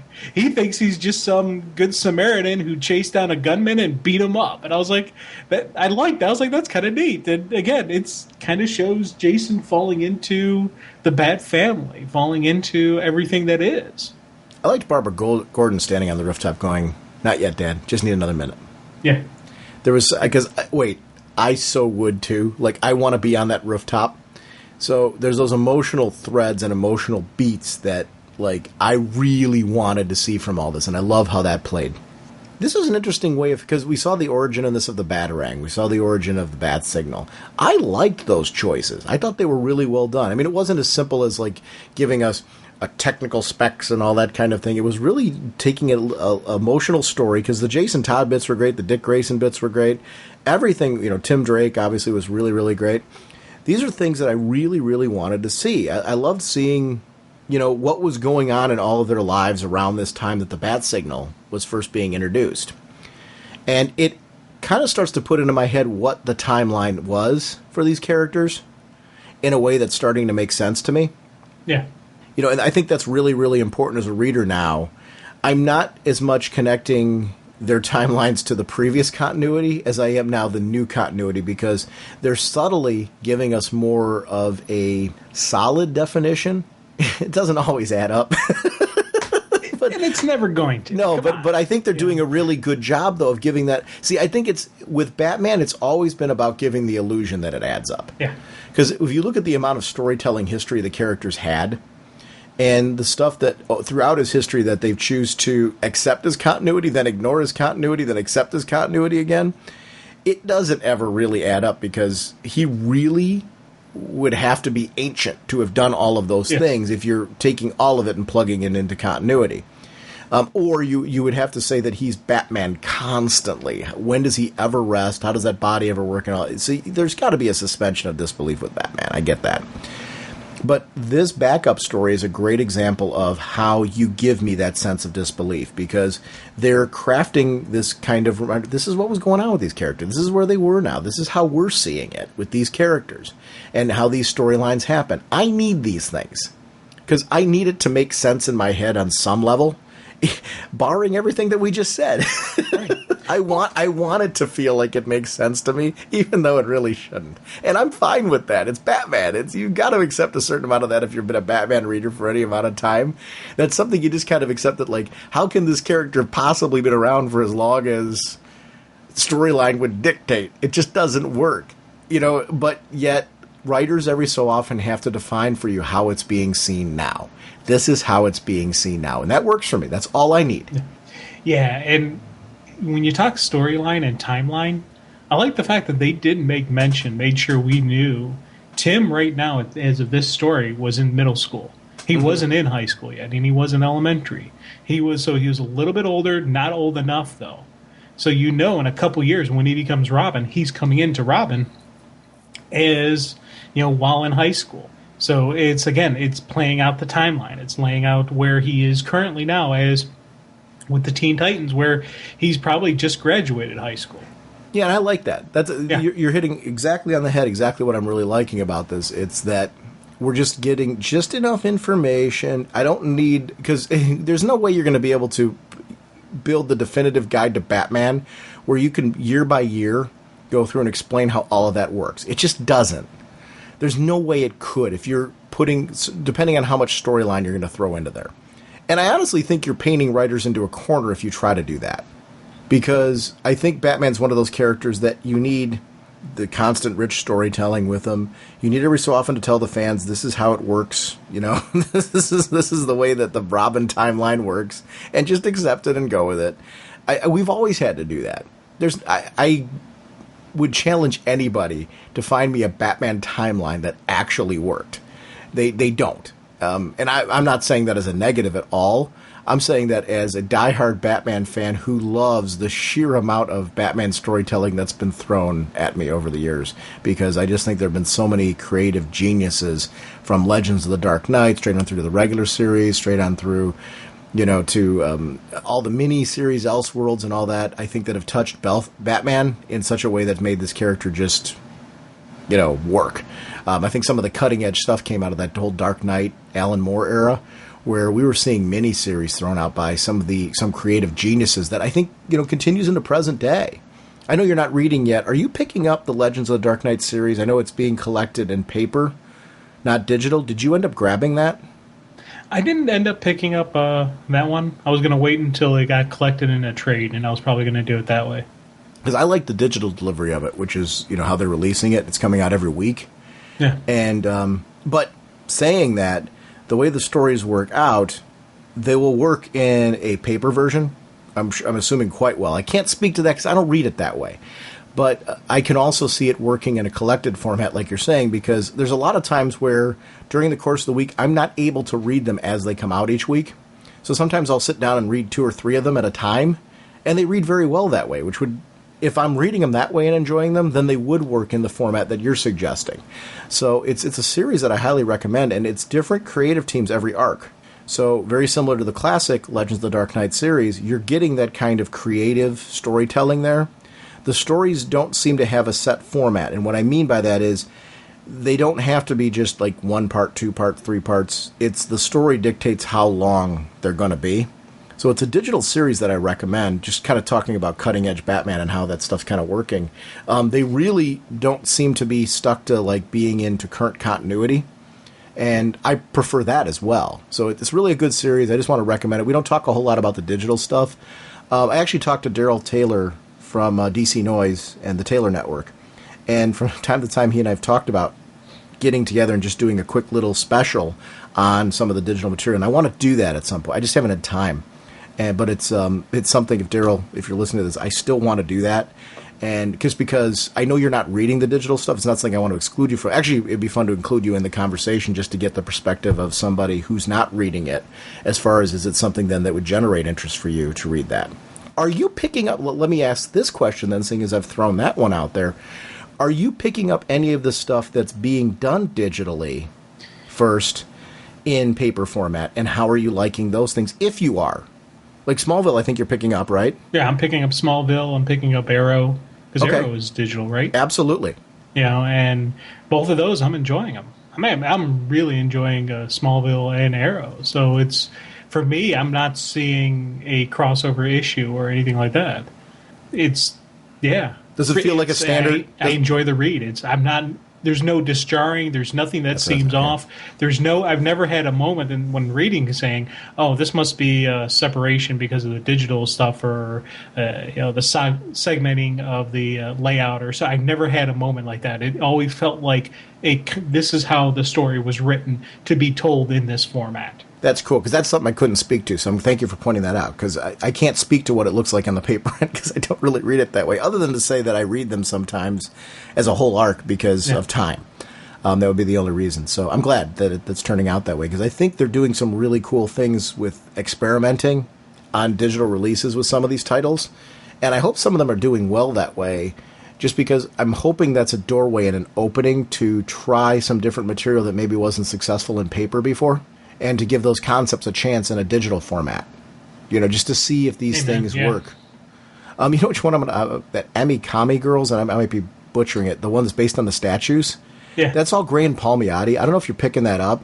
That is amazingly cool material. It's a lot of fun. It's all female cast, but you have all of the archetypes. You have Wonder Woman. But it's instead of Batman, it's Batgirl and Robin. yeah. And stuff like that. It's Gray and Palmiotti. So for anybody that dismissed it because it's kind of a statue thing, because I'm going to be 100% honest with you, I'm like, it's a statue tie-in. I don't know how much I'm going to enjoy this. It's been a lot of fun, and I can't recommend it enough. It was not at all what I expected. I'm totally was coming at it from the standpoint of it's 99 cents digitally, so I'm going to start reading it. I waited to read some of it initially. When I say waited, it was like, I think a couple weeks in before I started reading it. Once I started reading it, I was glued. It's a ton of fun. So if you're looking to read that, or we're on the fence about picking it up, at the 99-cent digital point, it's real easy to give something a shot, with how much comics cost us on a regular basis. So I do recommend it to people who were kind of on the fence about it, because I'm a big fan of Gray and Palmiotti, and they could do no wrong there. So, and Little Gotham's a lot of fun too, the little Batman universe thing. There's been a few issues of that, and I've had a lot of fun with that as well. So It's funny you mentioned that, because I picked that up. Which one? And originally the Amy Com, the Gray and Palmiotti story. Mm-hmm. And like you, I normally wouldn't have done it because I don't know. Like when they do, sometimes when there's movie or video game tie-ins, I'm like, I don't think I want to do that. But I was going to pass on it, and I clicked on the one, I saw Gray and Palmiotti, and then I saw Amanda Connor did the art on one. I'm like, oh, come on, I got to pick this up. And then when I picked up the one, I was like, oh, let me get the other one because it's still, I'm like, oh, let's try this one. And I ended up getting the full series that they it's like a 5-parter. I've ordered all 5 parts of that, and I haven't had a chance to sit down and read it yet because I'm almost caught up now on my comics. So when I do, I'm going to start reading it. But yeah, it was something that it caught my attention. Just the creative team on it, and that was something I picked up, and I picked up through the full series. So hopefully, it's not a full series. Like, it's an ongoing. It's an ongoing? I thought it was a... No, what happened was there's a mini series for each character type, but they all led into each other, so it's a big ongoing story. Then it leads to the Amikami Girls series, which is the ongoing with all of them. So there's mini-series focusing on each character, but there was an interconnecting storyline that chronologically goes through. So even though they're separate minis, they go in a certain order from when they were first released. Like, each little mini ends in a way that it leads to the next mini with the next set of characters. So, and the characters from the previous mini appear in that new story, if that makes sense. Oh, okay. So it's not something, they aren't isolated little things. You can read the first mini like the way that you got it and get a full story. It does end there, but there's like a continuation, the universe continues, and it's an ongoing storyline that plays off of what happened in the first mini, continues on through to the second mini, to the third, and so on, each spotlighting each character. And then now the current series is Amikami Girls that's coming out, and I'm really digging the whole thing. It's got kind of like this, I don't know if I'm even presenting it right, it's got kind of like this manga vibe mixed in with like modern storytelling. So it's not a manga book. I don't mean it that way, but I mean it's got kind of what I like about that storytelling mixed in with what I like about the regular, modern American comic book sensibilities. So it's kind of a interesting hybrid in how it's being presented. And there's a fun factor to it. It's just different. It doesn't feel like anything else that I'm reading. It's a different approach. Not at all what I was expecting because, like you, I think I've become a lot more open-minded to these type of tie-in stories in recent years because they've been getting good. Because I think the stuff tying into the Batman Arkham City game has been stellar. I'm glad to see more of these tie-ins stepping up. I ended up picking up the Django, the film from Quentin Tarantino. I got the first issue of that because he said that there's things in the script that never made it to the film that were going into the comic. So the comic has kind of the bonus features and scenes, and I'm really interested in seeing that film. I ended up picking up that series because he was pitching so much how the comic's going to have all the extras. So I'm really into reading that. So I'm glad to see more of these tie-ins to film, to games, to statues, to whatever, being of a high quality. Because if you do that, then it makes it fun for people that are into those collectibles, but it's also accessible for the people that aren't. I grew up, talking about gaming, I grew up with the Quest Probe games. These were Marvel, but they were Scott Adams games. They were text and visual adventures, meaning there was a text component to it. You typed everything in. But then, like, you would see on screen different things happen. They were static images, though. And, you know, the idea was there's this observer that would pull the Marvel heroes. They would go through, like, this big, like, mirror into the gaming world. And there was a comic tie-in to every single one of the games, just a single comic book. And partway through the comic book, you saw the hero pop through the mirror, and then they popped out of the mirror. And what happened was the time they went into the mirror and out, that was when the game happened. So you could actually see what happened to them by playing the game. And the comic would be a complete single issue done in one story that had an ending as well. So you felt like the comic book really tied in. And these comic issues were actually really good. The comic issues were actually really good. So it was a great way to do the tie-in. So I'm glad to see nowadays that we've got these tie-ins that are actually really, really good that are tying into these products, because if you turn out that kind of fluff, people aren't going to buy it. You know, I wouldn't recommend fluff because I want people to continue reading comics. I'm not going to start giving them, hey, you liked this video game? Here's a lackluster comic that goes along with it. It's just not going to serve the purpose of getting them to read comics. You've got to give high quality stuff if you're tying it into these video games, because if you're trying to attract a new audience and you give them garbage, they're not going to read another comic again because they know it's fluff. People aren't dumb. So I don't know. I just think that stuff's really, really great. Let's talk some Batgirl. Oh, God, yeah. Can Batman escape? One hint, the worst is yet to come. You're going to jump in and do the creative team for Batgirl. Can I say that there's justice in the world? I really loved seeing the fan outpouring about this. We were going to have a very different discussion about this. We were planning on this episode to address, our feelings. Because a lot of times on the show, we try to be kind of balanced and see like the company side of comics, and support the creative side of comics. And then honestly, where do we come from with reading comics? I'm a fan. That's my first and foremost way. I'm enjoying the material. Creative teams change on books and stuff like that. And I tend to be open-minded even when it's my favorite creative teams leaving a book, as far as saying, let me give a book a chance, because it's not their fault when there's a creative change, even when I'm really loving a book. And I would try to be open-minded with that. And I try to see the company perspective with any change. The Batgirl thing, with moving Gail Simone off of Batgirl, I did not get on any level. And the discussion you and I were going to have was, just coming, because I had 3 different private messages from listeners. And usually when people are impassioned enough that they're going to private message me and say, would you guys talk about this? Because you're usually very positive about the company perspective on comics as well as the creative perspective. But could you guys give us your spin on this? I didn't really have a spin on the company perspective. I was baffled by that decision, because taking out the high numbers of Batgirl from the Death of the Family crossover, this is a book that was selling well outside of the crossovers. Especially when the New 52 was hitting, this book, like a lot of great New 52 books, was doing the multiple prints.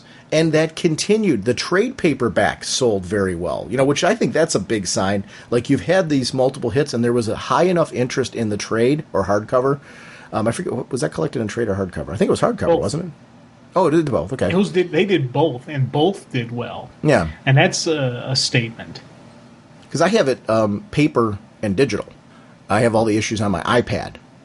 And I really love reading it on my iPad digitally, but I have the paper version of those issues as well. So it's kind of a weird way I rebought this one. I didn't rebuy it in the hardcover format because I wanted it on my iPad. So I did rebuy it, as I do with most of Gail's work. But in this case, I really didn't have, and I don't know if did you have a company spin on this one, where you're kind of like, well, I can see the company's perspective. I didn't understand it. Did you understand it any better than I did?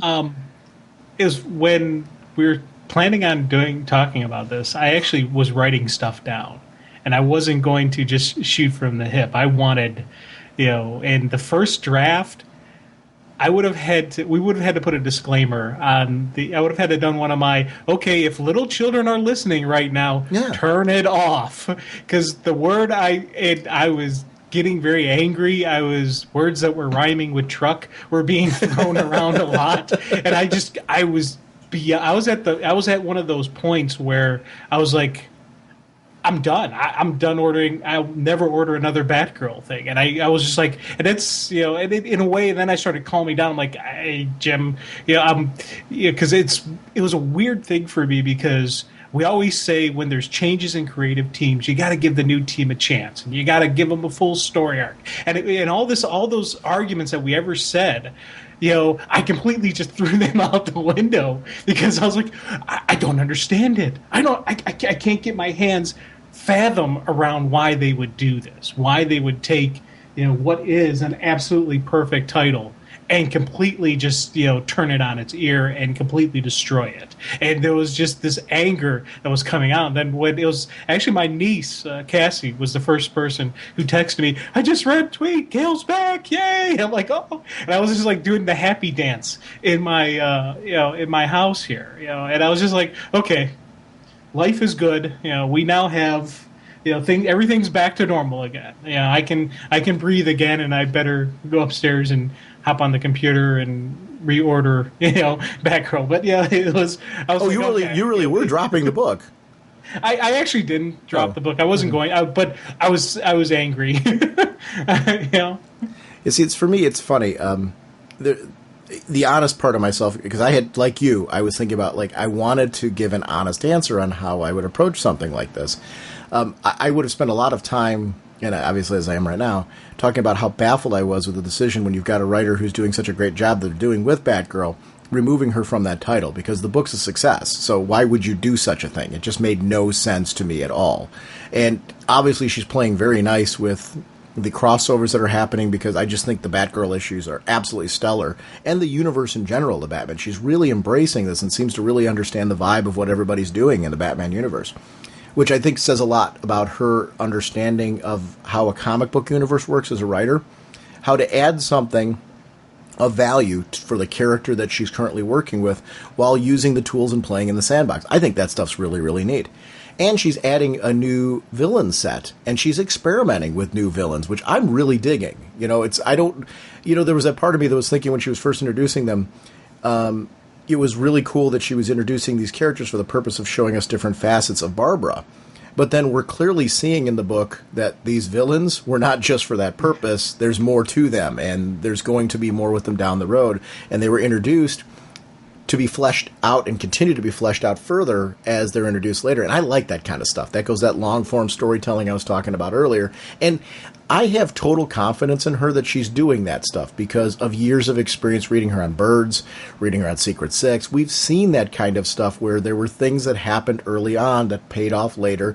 So I just kind of, as a reader, have faith in that. With all that going on, I'm like, why on earth would you remove her from that title? It just didn't make any sense to me. And that's where I was going to go with it. I wasn't going to say I was going to drop, because I wouldn't. I mean, be honest, I'm a Batgirl fan. I would certainly give the new creative team a chance and hope that the creative team does a bang-up job, because I want the book to be successful. But what I would have said, and what I genuinely do mean, because we're going to do an episode on, we both got Leaving Megalopolis. We're going to do an episode on that. And I would certainly, whatever work she did, whether it's DC or outside of DC, if it had led to, I don't know, what that would have led to, out of that, I would have said this is one of the reasons why we've got that little bonus show that we're doing each month, is so we have the freedom to be able to talk about creators like Gail, who we'd want to follow to other projects. Jamal Igle. I want to do a Molly Danger episode. A lot of people that have been friends of our show are friends of our show because I love their work. And I want to be able to geek out about it. So that's why we do a bonus episode now, to be able to give us kind of a placeholder, not just to be able to talk about things like Walking Dead. We're going to do a gaming one coming up and stuff like that. Not just to be able to talk about that stuff, but also comics that are outside of DC, every so often to be able to spotlight, and creators who we really love. There's going to be a chance for us, we'll have to down the road do a Marvel episode. Just because that placeholder gives us a chance to, not just one Marvel episode, we'll probably do a few Marvel episodes. Yeah. As time goes on, because we're both fans of those characters in that universe. So it'd be fun to be able to just say, hey, can we do a Captain America show? And just, you know what I mean? Just for an example. And just do that for fun with that placeholder. But that's also for creators like this that I love and adore and respect their work, that if this Batgirl thing had gone horribly wrong, and, you know, she wasn't with DC anymore or something like that. And I'm not saying that was ever, I don't know what was on the table. I never would ask a creator that, because that's their career and their livelihood. I would never put them in a position where they have to reveal or feel uncomfortable. They have to try to reveal to me behind the scenes info. But if that was where it led to, we would have been doing every so often episodes of that show on her work to support it. And that's what ultimately I was going to say and did say. That being said, oh my God, all is right with the world. We're going to get a few fill-in issues. She's back on the book. It just, to me, I can't wait to see what comes out of this, because I'm assuming we have a writer who is already energized about this book. I can imagine after all this, she's going to be hungry to like knock that thing further out of the park than it already had. Like, I think this book's been knocked out of the park already. What she's going to do now, I think, is going to be scary good. Oh yeah, and it was one of the things that just everything that's been laid on the grounds about James Jr., about Barbara, about what's going on with her life. These past villains are going to come back. They're kind of getting re-energized, coming back. It's round two's coming along for a lot of them. That was the kind of stuff that I was like, we got to get this, and it's got to be done by the right person. Whoever this fill-in person is, that's not the right person. Come on. And that was part of my anger, part of my just passion, and just I was like, so everything's good now. I'm able to breathe, and we can continue to say Batgirl is written by Gail Simone, with pencils and inks by Ed Benes, colors by Ulysses Areola, letters by Dave Sharp, cover by Benes and Areola, editor Brian Smith, and of course, Batman was created by Bob Kane. I gotta tell you, speaking of artwork, this book has continually, throughout the whole series, had great artwork. We've seen our team shifts now where Ed Benes is back with Gail Simone, and I've always loved their working relationship. But this is a series from issue 1. I've really enjoyed the Batgirl artwork. I think it's been a really superhero style that just kind of fits the whole theme. Batgirl, to me, is a true superhero. And in her motivations and everything, she's a lot of what I like about Batgirl is what I like about Spider-Man, in the sense that she's constantly trying. And not everything ends always clean with her. And a lot of times you wonder with her what keeps her going. And it is because she's a good person. There's something accessible about Batgirl that makes me feel like I could be a hero. She's got the same human flaws that we do, but yet she is very well aware also of her strengths. And she's trained herself to be able to actually do this. But it's not scary training in the sense where, like Bruce's training. There's no way in a million years you could be Bruce Wayne. That driven, that type of thing. Barbara, she makes you feel like if you are a good person, you've got that good heart, and you do this training, that you could be a hero. And that's, forgetting being a superhero part, she makes you feel good about real life in general. That, like, you got to pick yourself up and you got to move on when bad things happen. Because she just does that. And it happens in her book. It happened when she got shot. She's somebody who is a survivor. I think that's who Batgirl is to me. When tragic events happen, she finds a way to work herself past them. She isn't afraid to voice with us as the reader her anger over things. And that sometimes she doesn't understand why is the Joker still around? I love that philosophical approach from her. And I think at the end game, when she's faced with the opportunity to kill him, would she do it? I don't know that she could, because I think she is a good person at her core. I think she would test herself with it, because she's certainly got a reason to feel the way that she does. But I think it depends on the circumstance. And that's one where I'm going to be very anxious to see how the Joker storyline with her plays out. And I know I'm jumping ahead to our discussion, but I can't help but talk about what I'm really loving about this book is that she's not perfect, but she tries to be. She keeps trying to up her game. When something goes wrong, she doesn't settle for it. She trains herself further. That led to some great crossovers with Black Canary, where Black Canary came in and she was sparring with her, trying to up her game. We've seen her doing this throughout the series. We've seen her psychologically working through her issues with being shot. where she's frozen because of that. And because she froze in that situation, it caused, in her mind, a police officer to be killed. It caused, in one of our supporting cast members, blame to go on Barbara. And I love how that stuff has been something that it's built over time. We've seen her deal with those things, and we've seen a growth of her as a character, a growth of her trying to rebuild herself post the trauma of being shot. I would have a lot of trouble if gunfire was something that she didn't acknowledge as being a problem early on, and it being something that she has to learn how to work through, how to make herself strong enough that that doesn't make her freeze. I liked that part of all it. I ate all that stuff up. When we get into her Zero issue and see her motivations for being a hero, it shows a lot of the reasons why she's come back to this, because of how she views law enforcement in general, because of her dad. And I think that's a strength of the Zero issue. This builds an excitement to why she wants to be Batgirl.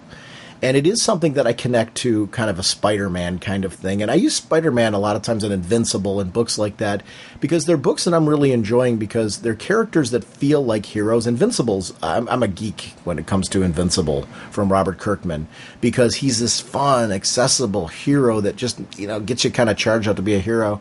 That kind of fun thing. And I get that from Barbara Gordon. There's something about that. Even in this dark world, there's a hope that comes from her that I get from her. I get it from a Dick Grayson. They're in the same wheelhouse, and I get why the two of them have this thing, because there's a commonality between the two of them.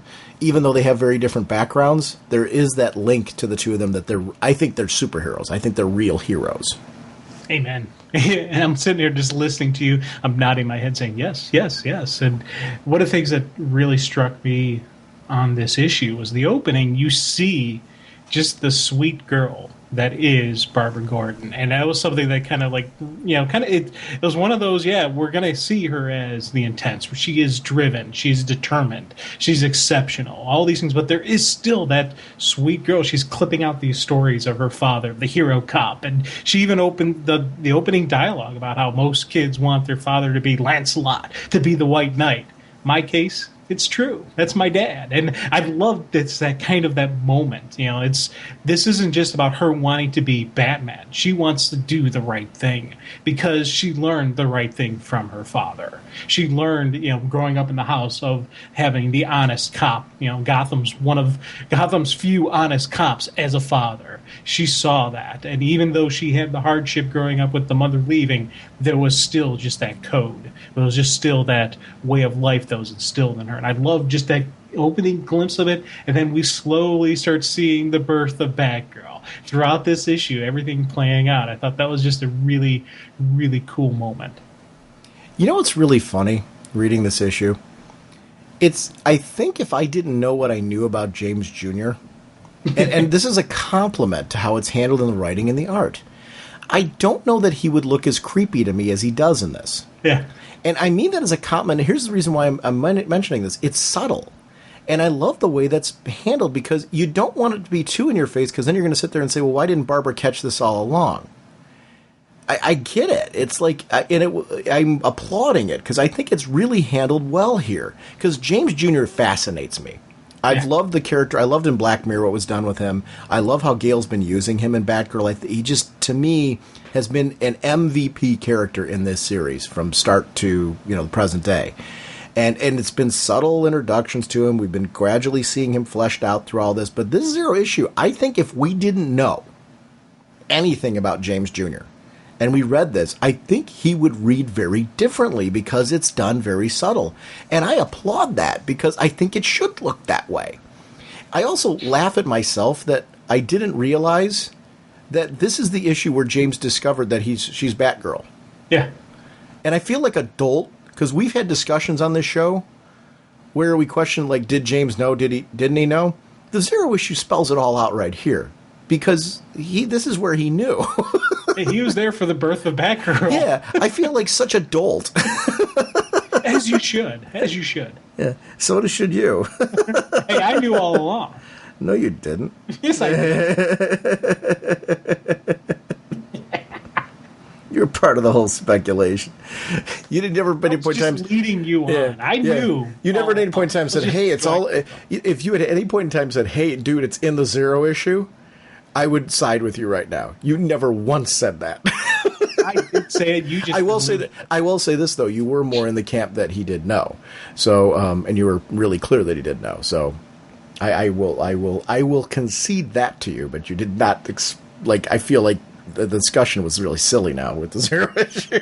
Yeah, I really did say it. It's just one of those sequences you edited out, so no one else heard it but you and I. And you're just pretending I didn't say it. Well, that's the beauty of it because I'm going to edit this out too. It's all about telling my story. I do got to co-sign what you're saying about James Jr. Yeah. Just the subtleties of it.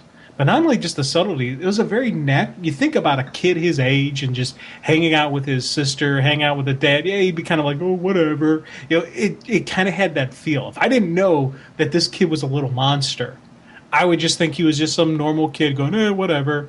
I wouldn't look at it as creepy. I wouldn't look at it as, future psychopath, in the making right here. And that, again, it's complete compliments on the art team, creative side on it, just on how he's walking. Even throughout the moments where we get the big reveals where he sits back and he sees her. And, and she's like, you're not going to rat on me. Hey, I'm a sphinx. I don't say anything. And I like just that whole, just that right there. It's still kind of added to, there's not anything that would give away. He's not giving, Barbara any clues. I really loved the reconstruction of Batman here. You've got the police department that, they've got this vigilante running around. They want to know the deal of him. So they're reconstructing what they think is the Batman armor and what tool set that he's using, trying to get into his head. This to me was great police detective work. I don't remember seeing this done this way very often. And I loved how it was handled here because I think it was a clarification of how would Barbara see it? It would be in this case, being in there and seeing the police kind of tackle and try to put, a hand on. And when her connecting with the information they were throwing out about him, saying, he's like me, and these are things that he would do. She's making a connection with herself and Batman in a way where she's believing she could be a part of this. These are planting little tiny seeds in her head of, I could be a part of this world. I could do this kind of thing. I could help out Dad. I could help out Gotham. And there's something about that. When we're saying Batman becomes a symbol and Dad's putting in the Batman issue a floodlight, to kind of use that as a symbol in Gotham, and you got his daughter that is staring up afterwards. I loved how the energy of what's going on in Batgirl flowing into that backup story and what's going on in Batman flowing back into this book. It just all makes sense and it all fits together. And I think this is really tight creative. I think these are authors who understand these characters, who are really, that's why I'm sitting here like, how do you, who in their right mind would take this person off of this book? Are you crazy? Oh, I know. I mean, when do we get, you can't, moments like this, what are you reading? I need this stuff. This is great. And like I said, there is a consistent energy flow between these books and a consistency of who these characters are that I think furthers the universe. As a Batman fan, I'm like a sponge. So, if you give me great content and it feels interconnected, I'm going to connect it. I'm going to dig it. I'm going to be into this whole thing. So, this stuff really works for me. This is, some of the best Batgirl stuff I've read, and I'm really, really loving it. Seeing her as Batgirl again and this working is something that I've really grown to enjoy. I'm an Oracle fan, just, like everybody else who's an Oracle fan out there. So do I miss the Oracle concept? Absolutely. I dug that. I'm, Birds of Prey. That run of Birds of Prey, one of my all-time favorite runs on a book. I still have trouble deciding, I'm a Gale junkie. If it's Secret Six or Birds of Prey, that was my favorite book out of those two runs. But here's the great thing. This author's now making me a believer in Barbara's Batgirl. I'm a believer of this. So turned the Oracle fan into somebody that's going, well, I'm kind of digging seeing her running around in the suit again. This is fun, because we didn't ignore all that stuff. The psychological stuff is still there. The vulnerability is still there. And her constant quest to get past the weaknesses, but yet seeing there's a strength. That Batwoman issue, where you got to see that combat between her and Batwoman, I love that we got to see that Batgirl was a seasoned veteran still. Even though Batwoman won, we got to see a Barbara who was analyzing her fighting style and was learning from her. And was analyzing in a way that, like, if Batwoman was beating me up, I wasn't going to be saying the things in dialogue that Barbara was saying. Because I don't have the combat training that Barbara does. Barbara, on the other hand, was picking up certain moves that Batwoman was doing as Batwoman analyzing her. I loved and ate up those bits, and I think it's one of the areas where this series has continued to work for me, has been seeing the difference between somebody who's a seasoned veteran and somebody who's a newbie. Batgirl's not a newbie on the scene. She's a seasoned veteran who's coming back into the role. And we're seeing sometimes some ring, we're wrestling fans, so we talk about ring rust. Yeah. You'll see that ring rust with Batgirl, but boy, is that shaken off pretty fast. She's a hero with post-traumatic stress disorder, but it's not a weakness for her. It's not something that I look at that and I don't think, oh, she's weak because she couldn't handle this. No, it shows her strength that she has this. She acknowledges that she has these issues, but she perseveres through it. She actually, it's her the weakness is part of her strength. And it's something that's a definition of a hero. Can you take what is, your soft area? What can you take your weakness and can you turn that into your asset? What can you do with it? That, again, it's the true hero nature. And, I'm completely eating it up. And you see the intros of that in, Barbara here. You see the fact that she's scared and she's still able to fight through it. You see that she's, has the wide-eyed, college, schoolgirl going, oh, what's this? But there is still that analytical side of her. There is still that studying. There's still just the detective work going on as she's trying to put all the pieces together herself. And I love seeing just that the early stages, the young birth of the hero. I loved Harry X and that whole sequence of events because he's this guy that was part of human trafficking, and you can see, like, he's a compelling... It's not just that first of all, he's physically imposing, but there's that word wit that comes along with that, with him saying, I'm the prophet, and, really you can see why, he knows, like James Gordon, for example, James Jr., he's looking at him going, I know what you are, I can see what you are.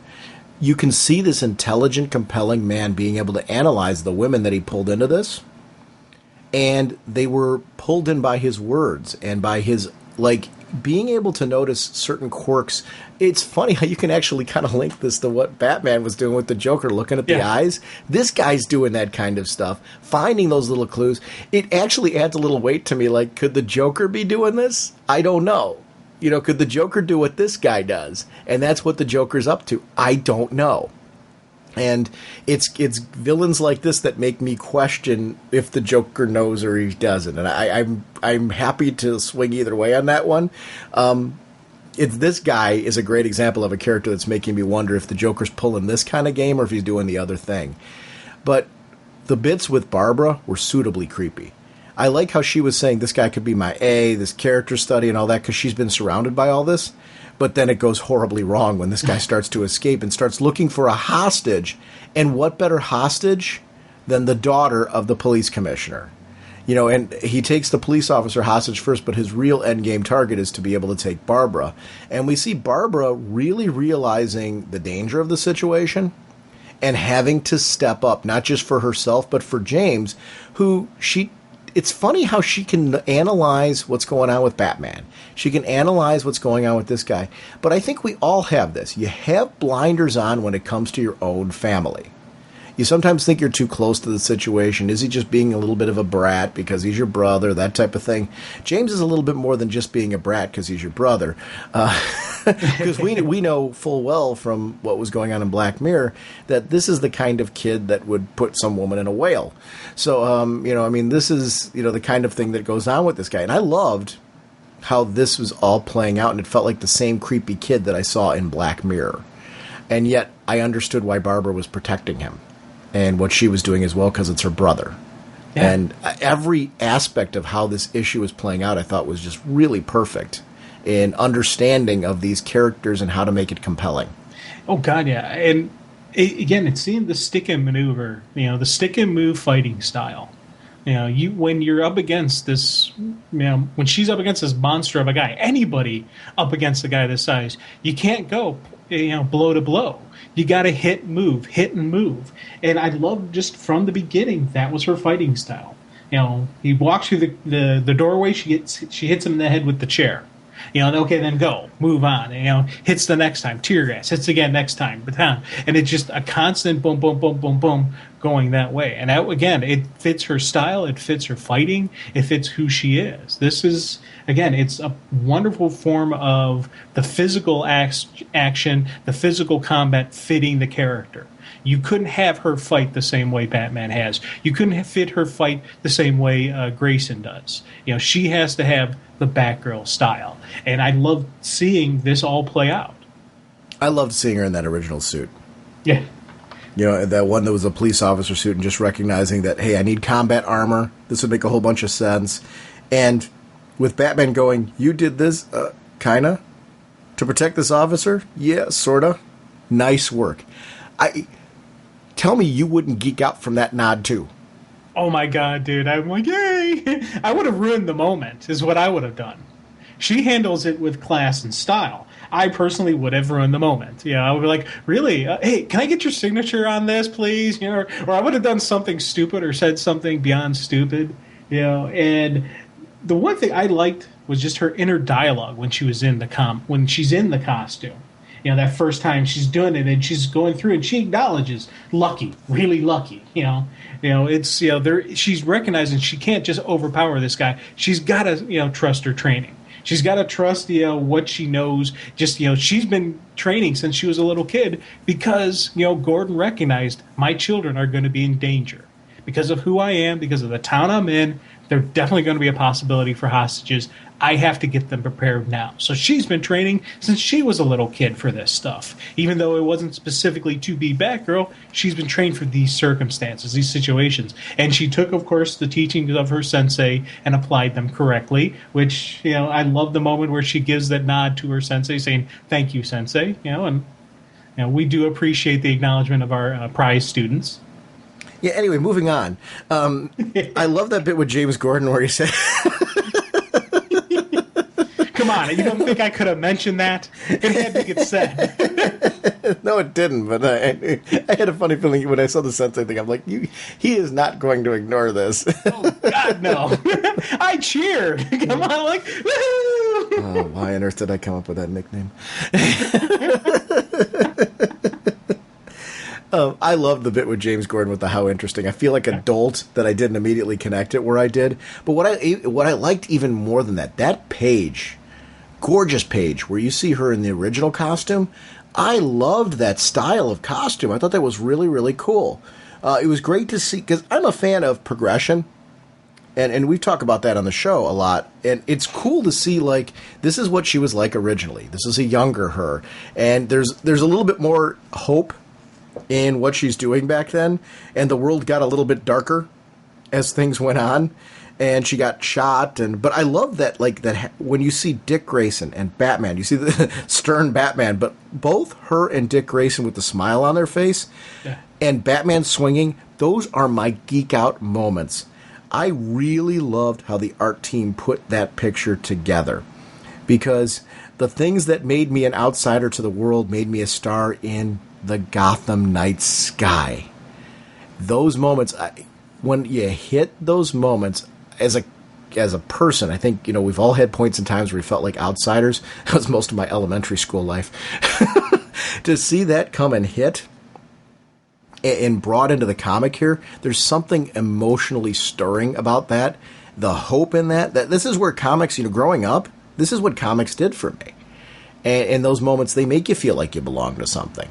And I really, really loved that page, that particular spread, because I just thought it looked it's everything that is cool to Batman. You know what? I'm going to completely agree with you on the arts, on those two pages where it shows the montage of her, and then the next page with them swinging together.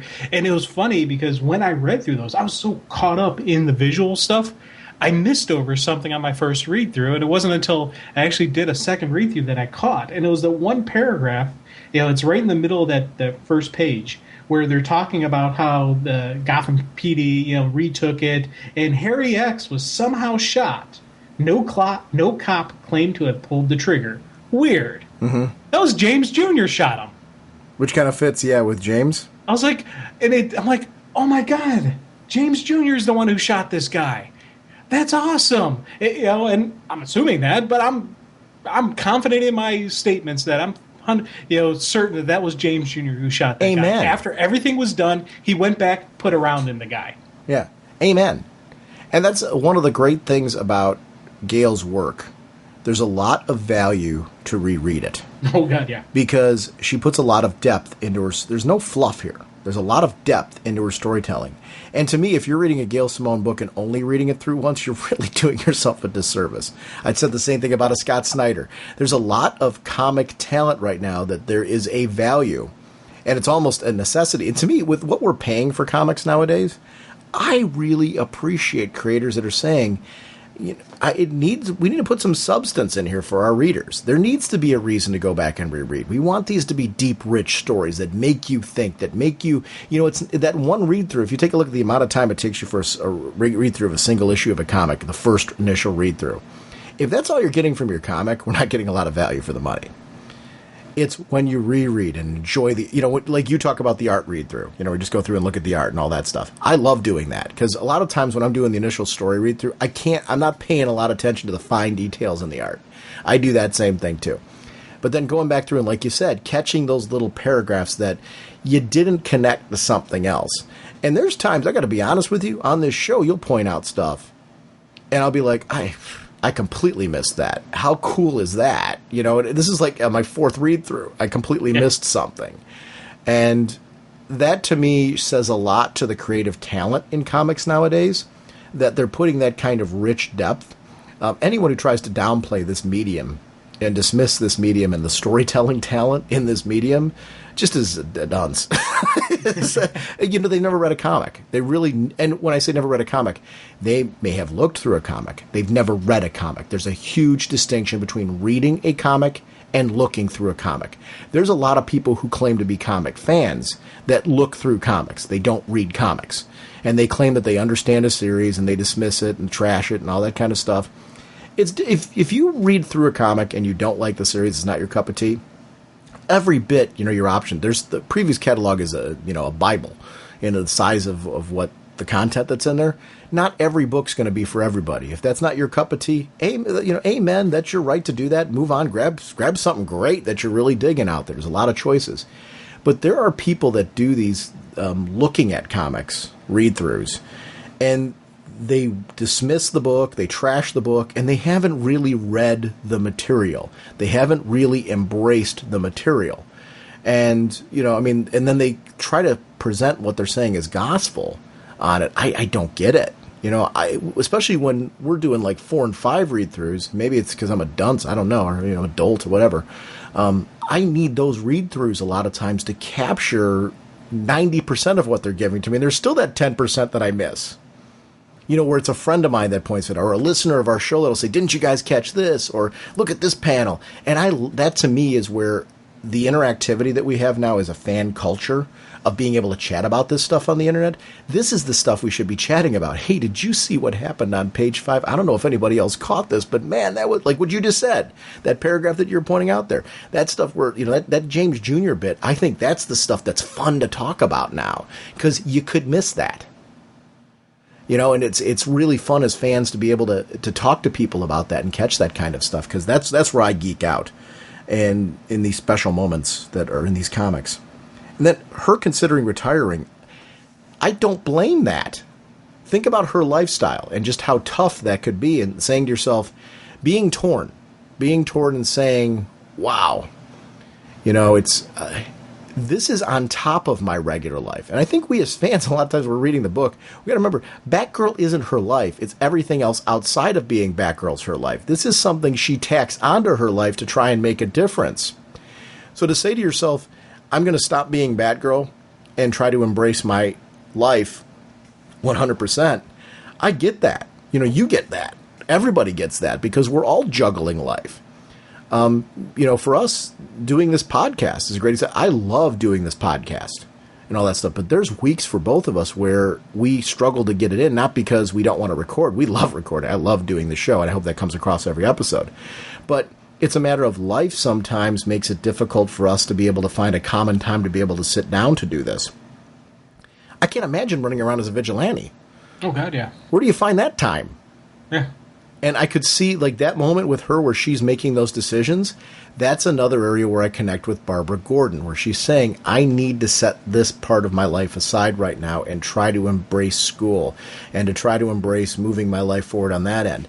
And then this horrible thing happens with the Joker. And it's funny how out of that tragedy becomes a desire again to stamp out injustice.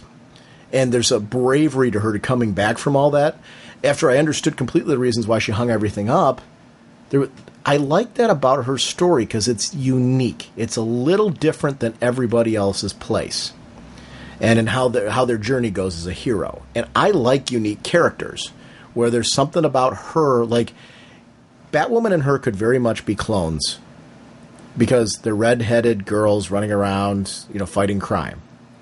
If you look at them that way, oh my gosh, you aren't reading those books. They could not be more different. And I love the crossover in this, showing the distinctions between the two characters, because to me that was one of the strengths of them. I think we got to know something about Batwoman and Batgirl in the handling of those issues, because it really showed to me the distinctions of both characters and how they interact with each other. I didn't feel like they were instant buddies at the end of the whole thing, and I quite liked that. I found that refreshing. Like, I feel like their next meeting would be a little bit more positive at the start, but I didn't feel like these two were like going out for lattes after reading you know what I mean? And I found that refreshing as well. There's something about the way, and this is a testament to what do I love about Gail Simone's writing. I really think she tries to go out of her way to understand each of the characters that she writes. Whether it's a guest appearance or it is, the actual main character that's in the title, you got to understand those characters and leave us with something new about both when you're done. I think she treats guest characters really well on that end, because I thought Batwoman was treated very well in that. Oh, big time. Yeah. I don't know. I don't really have a whole lot else about the Zero issue other than to just say, woo. Yeah. I really dug it. It was one of the Zero issues that I just really, really enjoyed. You want to talk 14? Sure. Jim, looking at this issue, that whole sequence with Mom, and I really enjoyed the reintroduction of Batgirl's mom. And I thought any of the turmoil she was going to be going through was going to be coming from James Jr. And here's the great part about that. James Jr. feels the same way I do. And he's taking offense to this. I loved these two issues, not just because of Barbara's interaction with the Joker, not just because of the Joker's interaction with Mom, but James Jr.'s interaction with all this. These are his playthings. And that freak obviously is going to take major issue with what the Joker's doing. And it's weird, like he's like a creepy Liam Neeson from Taken. I have a particular skill set, and if you don't leave them alone, I'm going to have to do something about it. I am so loving how James Jr. is playing out in this, because seeing him with the Joker and knowing that he's been like manipulating things in his own way, it adds like a real interesting dynamic to this book. James Jr. He reminds me of what I was loving with Junior over in Secret Six. You've got that kind of just creepy, overarching villain.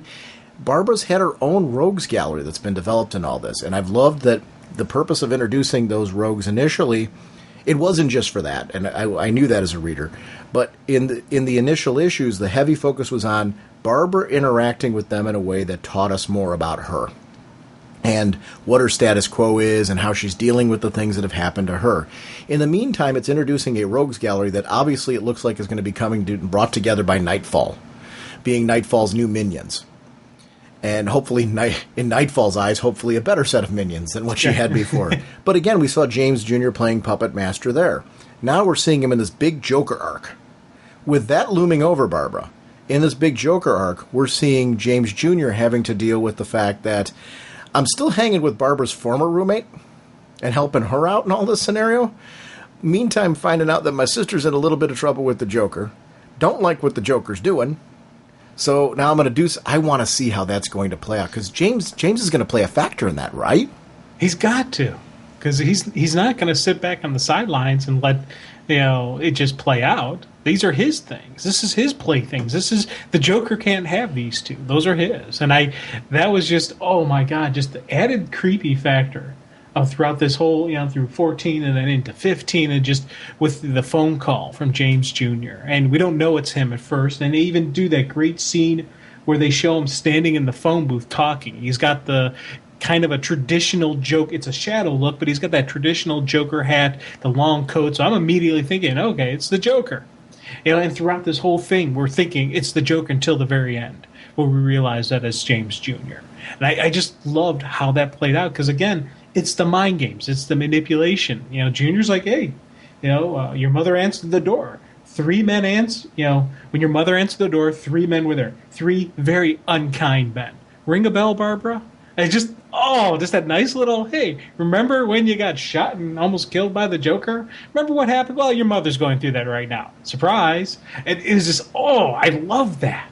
When she initially has the phone call with Mom, oh no, can't breathe. Is this what a panic attack feels like? Oh God, Mom.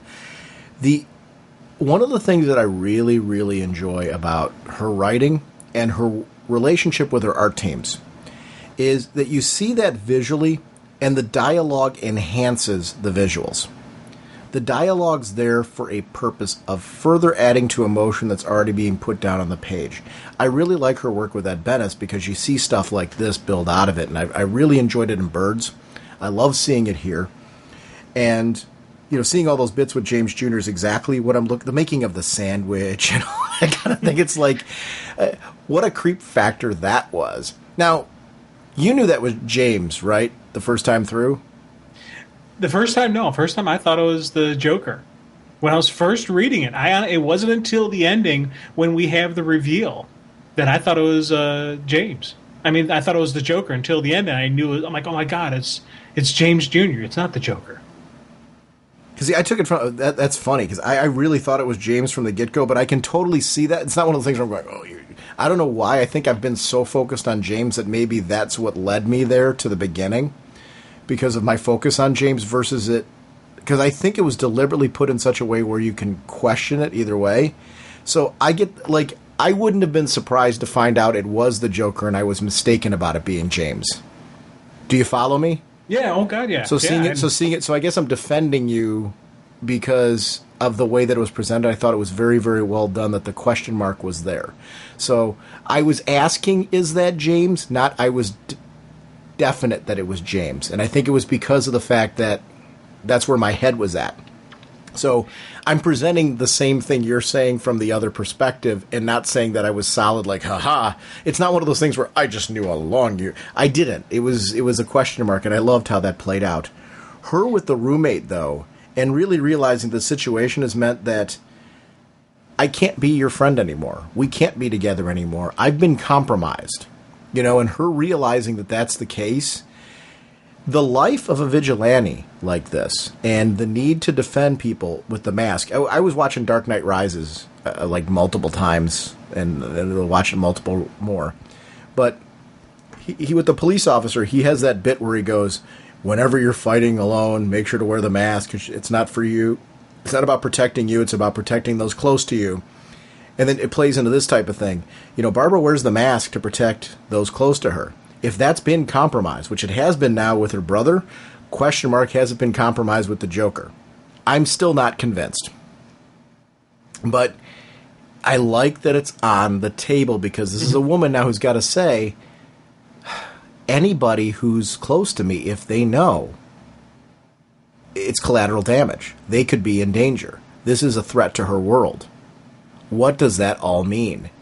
I love that. I eat this stuff up. This is exactly what I read comics for, these moments. Yeah, and again, we talked last issue about the Barbara's fight style and just the way she, is. the page when she's taking down the goons as Barbara Gordon, she's not in costume. She's holding nothing back, and I love just seeing her just go boom, boom, boom, taking these dudes down, and she took them down hard and painful. And that, for me, was, again, was a true to what she's going through. Her mom's been taken by the Joker. The Joker now knows who she is. Well, in her mind, the Joker knows who she is, and everything in her old life is now gone, compromised. She's got some rage, she's got some anger, and she's taking it out on these guys. I loved seeing that, and I loved how they did the artwork showing that stick and move style. Again, this is writing and artwork working together to tell an absolutely wonderful story, and just a great couple pages where you see her going from being that girl who is gut shot, who's lying on the ground, who is, dying, to this girl like, who's laughing now, Joker? And she just goes and unleashes on these, couple pages worth of just pure hardcore action. I was like, yes, this is a cool comic. This is a cool issue. I like that she went there, though, mentally. These are scars that will always stay with her. And those are things that she's had to work past, continues to work past. You probably still have to fight past, even when you're quote-unquote past it. Are you ever really 100% past something like that? No. I loved how that played out because I think that's very real to a trauma of any sort. And I like that it's not being ignored by her. I find her a stronger character because she continues to work past it. It's what I liked about Oracle. And that's present here. That's one of the things, if you take that quality away from this character, you're not doing her right. Important thing about having a writer who understands Oracle writing this book is that she understands the core values of what made Oracle work. If you bring them into Barbara, in as Batgirl, you remember at the core that this is an alternate universe version, or, a shifted universe version of that same girl. We need certain qualities, certain elements that readers are gradually going to connect with in the way that they did with Oracle, so they find their friend again. I'm finding my friend again in this book. I'm finding her in a new and a fresh way, that I'm finding her just as interesting as I found her before. And I like it because it's relevant, it's new, it's, everything. She was relevant before, but I'm saying that this is relevant to today, it's relevant to what they're doing in the comics and all that, but I'm finding the same vulnerabilities, the same sense of awe in her strength emotionally and what she overcomes, and that's what I'm really loving about this book. And again, I'm going back to, who on earth would take her off of this book? What are you thinking? Oh, I know. Are you reading the same pages I am? I don't know how you do it. It's crazy. Yeah. That's one of the things, the company end of it. I try to be open-minded to understanding that comics are a business and all that stuff. And I've had books that it's been heart-wrenching. I'll give another Gale book as an example, All New Adam. I thought All New Adam was stellar. One of the great books in comics that were put out. I love the introduction of the character. Ryan Choi, you and I were huge fans of the character. I can't recommend that run highly enough. Understanding that when you launch characters like that, they're a smaller character, they're lesser known, the sales numbers aren't going to be generating the same way. And that's not a testament to the creative team at all. You're taking a risk when you're taking smaller characters and putting them out there like that. So I can see you looking at sales numbers and going, we're giving this book a shot. Manhunter was another example of one taking one that's not a Gale book. But I wanted to use a Gale book because this is an example of where I could understand the company perspective on All New Adam. This I did not get. When I say the company perspective on All New Adam, why that book was eventually canceled. Because they tried to do everything they could to kind of get that book. Manhunter, same thing. Tried to do everything they could. Two of my favorite books. Loved All New Adam. Loved Manhunter. I give the company credit for trying experiments like that, and putting them out there and putting great creative on those books. The Batgirl thing did not get it all. I'm so glad that they realized it didn't make any sense. I don't know internally what went on. I don't care internally what went on. I'm glad with the end result that we're getting this writer back on this book because this is the Batgirl that I want to read. This is the creator I want to read, continuing to deliver the story because it's really clear. We're building to something. And if you take her out of that build, that's insane. How do you give us all these issues with this great build and then not let her pay this off? I want this paid off. This James Jr. thing, it's like we're in the middle of that. there's no way this is paying off soon. Thank God. Oh, God, yeah. And these moments with her and her roommate just tore me up. Mm-hmm. Just because it is the end of her life. But she's got to still be around. We know, in 15 that she calls James Jr. and James Jr. picks her up. So she's still there. But even after everything is said and done, I part of me really hopes she's still around, that she's able to be around, because she seems like a nice person. But I would like to see Barbara have that confidant, have that person that she could trust. Have her version of Alfred. She's had those in Birds of Prey. She had that great relationship. When she was Oracle with the rest of the team, with Dinah, with Lady Blackhawk, and just you saw that really cool side of her. I'd like to give this Barbara that same chance, to have that same connection, that same camaraderie, and I hope she survives, and I hope she survives and she's not scarred, that she can actually be Barbara's friend. But this is. You're like sitting there going, man, this is a tough call. What do you do? How do you, she knows, she's now up against the Joker, and everything's compromised, and wow. I want to add a little thing to what you just said. First of all, I agree with everything you just said. I wouldn't mind the roommate being that confidant, too. I think that'd be really, really cool, because I like the character ditto the same way you do. But I wouldn't mind also if the roommate didn't know. Like, if the roommate remained the friend and confidant in the sense, but, like, Barbara, to protect her, doesn't tell her the secret, and she's just this great roommate and friend that Barbara can rely on and vent to while keeping things general, if that makes sense, and skirting that line, because I think that would be interesting, too. I like both options. So I'm echoing everything you say, but adding to it that I wouldn't mind the twist either, that, like, the roommate just doesn't know because of death of the family or these circumstances and how they play out, that maybe she wouldn't know if she remains roommates. I think that would be an interesting twist. I also see the possibility that James Jr. could spill the beans. Yeah. For his own reasons of playing with it, and Barbara has to save fellow roomie or whatever. I don't know, how this is all going to play out. I have absolutely no idea. I like the option. I don't think the roomie, former roomie, whatever, is going anywhere just yet. Because with her relationship with James, there's no way that is going to be thrown away. That needs to pay off into all this. I'm just hoping it doesn't, like you're saying, pay off in a devastating way for the roommate. But I think we're going to have her around for at least until this James storyline plays off. Mm-hmm. Yeah, and to answer your question earlier about when did I know that it was James Jr., it was specifically, it was after she suited up and when she was, casing the rink that had the mom. Because there's the scene where she's still on the phone with James Jr., and we see the Joker talking to the mom. And it was that page right there specifically that I'm like, it's not the Joker. Because right up until then, I was like, it's the Joker. And as soon as I said it's not the Joker, that's when James Jr. popped in my head. Cool. And that was right there. I was just like, it's not the Joker. Wait, oh my God, it's James Jr. Oh, that's so good. And that was actually, it was funny because that made those opening sequences even cooler, because going back through just because I saw the mind games that he was playing with, make a sandwich, get yourself some milk. It's just a Joker thing, just playing with, and having his fun with it. And then I was like, oh my God, that's James Jr. playing with his sister. Oh, it took a whole nother level of it. And I probably found out I didn't have this like major revelation because I was already thinking James Jr. as a possibility, admitting that it was a mystery. I wasn't like, I was dun-da-da, I knew it. It wasn't one of those situations. But I probably figured it out probably around a similar time frame, that it was a lock that it was James.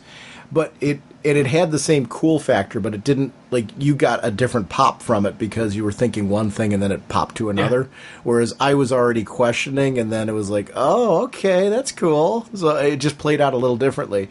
I think our journey was very similar, though, that we were questioning who that was on the phone for sure until we got to this point. I loved the whole ring bit, especially with the family that's like, uniquely jokered over in the corner. And even from the skate rental and everything, this was some of my favorite Joker bits. Because when you see the skating around the rink and all that stuff that goes on between this and the next issue, I know I'm kind of blurring this and the next issue, but this is a sequence that begins in 14 and continues on into 15. It's this little tete-a-tete between Barbara and the Joker with this idea of, will you marry me? And it's this really twisted, insane... I've got to be honest with you, in these issues, I was left wondering, does he know or doesn't he? I saw both sides of the potential here with this. Because there's moments where I'm not entirely sure that he knows that mom is her mom. Because if you are taking the phone call as being James Jr., any of the dialogue in this that would indicate the relationship between mom and Barbara is being driven totally by James Jr., not on any level by the Joker. So take a careful look at the dialogue in the two issues. I'm not saying that guarantees the Joker doesn't know anything. It doesn't. It still leaves everything you've said when we were talking about the Batman book on the table. Because I don't think that there's been... And I think Gail did a great job in this book of balancing that and keeping the mystery going. But I think it's just that. She kept the mystery going because I'm not convinced one way or another after reading this that the Joker does or doesn't know. And it's actually in that the mystery that is further, strengthening my position that it's the Joker. Because, Joker didn't lead her there. We know 100% that was James Jr. Mm-hmm. But when she arrives, when Batgirl shows up on the scene, and it doesn't faze him at all. He sent his goons to get Barbara Gordon, and he wanted Barbara Gordon there, and he was going to play the game probably with Barbara Gordon, and do the whole marriage proposal to her. When Batgirl shows up, he's like, oh, okay, I'll just kind of shift my game around a little bit. I'll make it Batgirl instead of Barbara Gordon. That's what's in my head, because he's not shocked about her being there, and he still proposes to Batgirl. Where do you see that he wanted to marry Barbara Gordon? Help me with that one.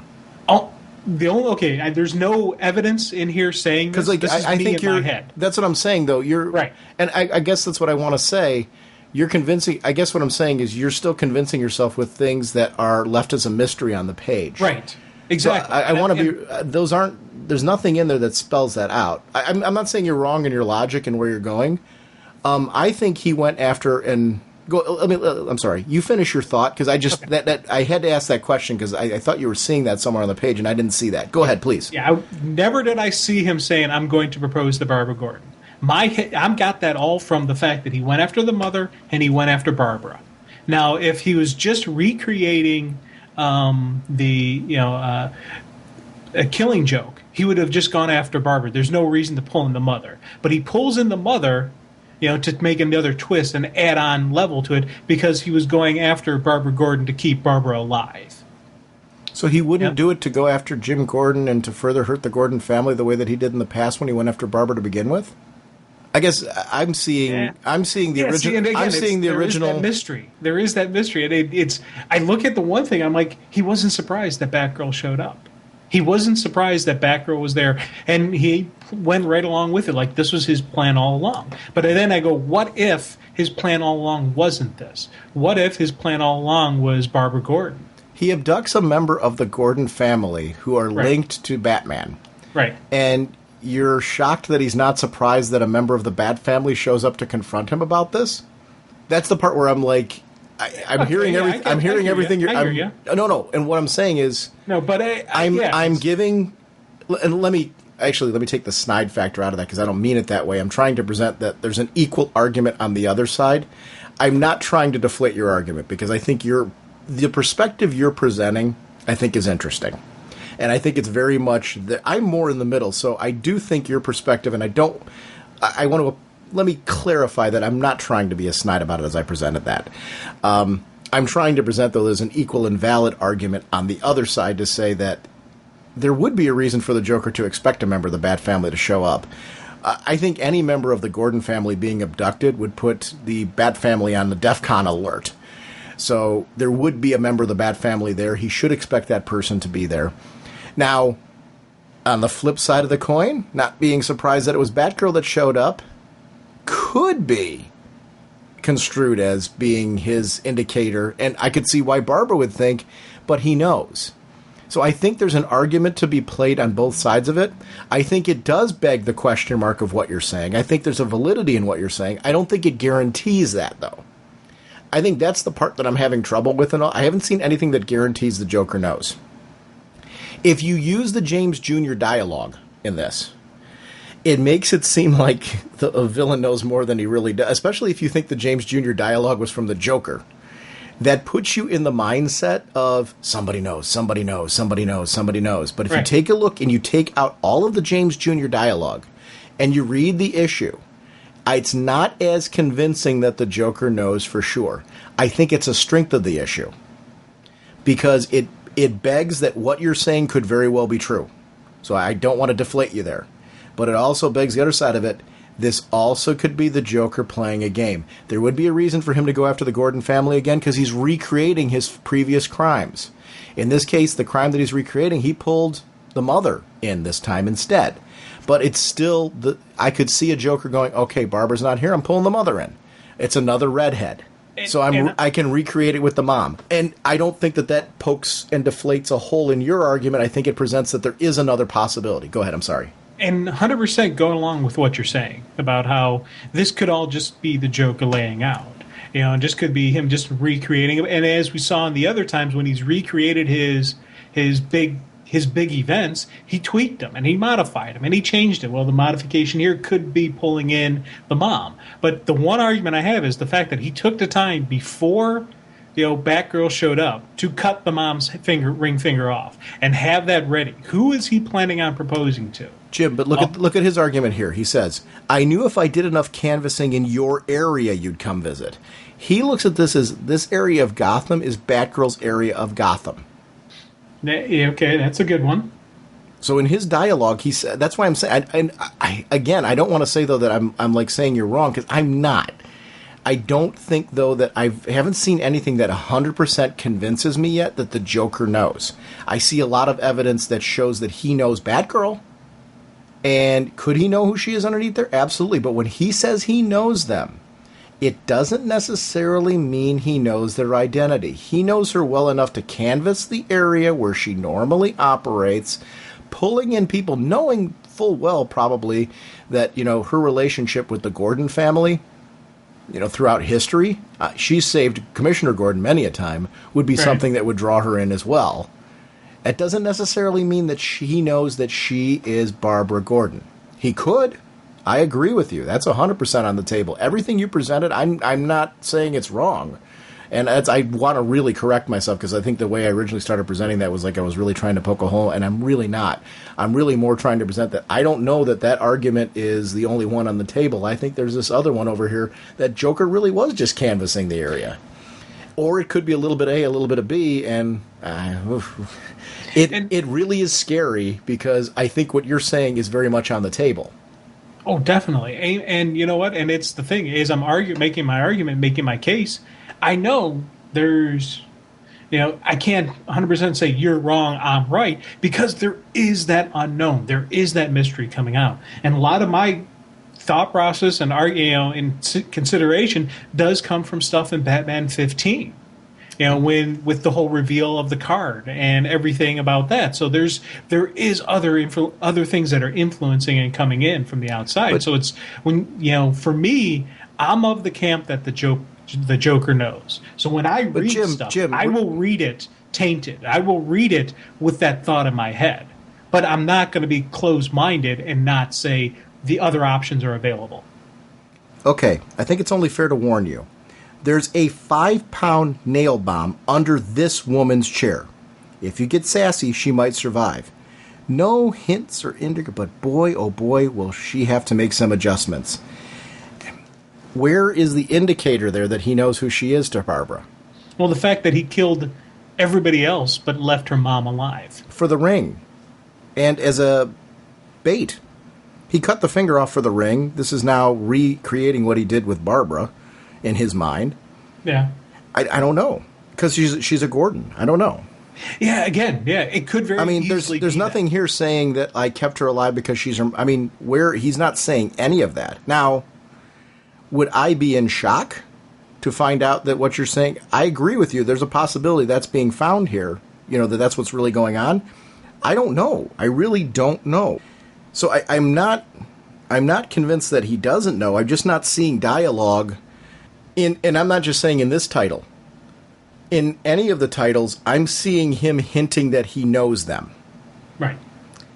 That doesn't mean that what Bruce... See, there's a part of me that thinks Bruce is right, that he doesn't know, and that he's playing a game with them. There is a strong part of me that thinks that. And I think the game that the Joker's playing, because of how well he knows each of them, like this moment, I think Barbara can jump to the same conclusions that you are, and it's adding a lot of weight to the confrontation she's having with Bruce with everybody else that we saw in the Batman book. So I think everything that was presented here goes along with the same mystery that we're seeing presented in Batman, without revealing, does the Joker actually know? It gives you the question mark, which is, I think, critically important here. I guess a lot of what I'm saying here is, everything you're saying is true. I think the other side is true as a possibility as well. I think the question mark is what I'm applauding here, because it's a writer who's kept the mystery going without revealing the hand. Exactly. Amen to what you just said there, and that's something we're getting in this title. We got it in the Bat, we got it in Catwoman, we got it in any of these crossovers, yes. Any of these events that have the Joker in there.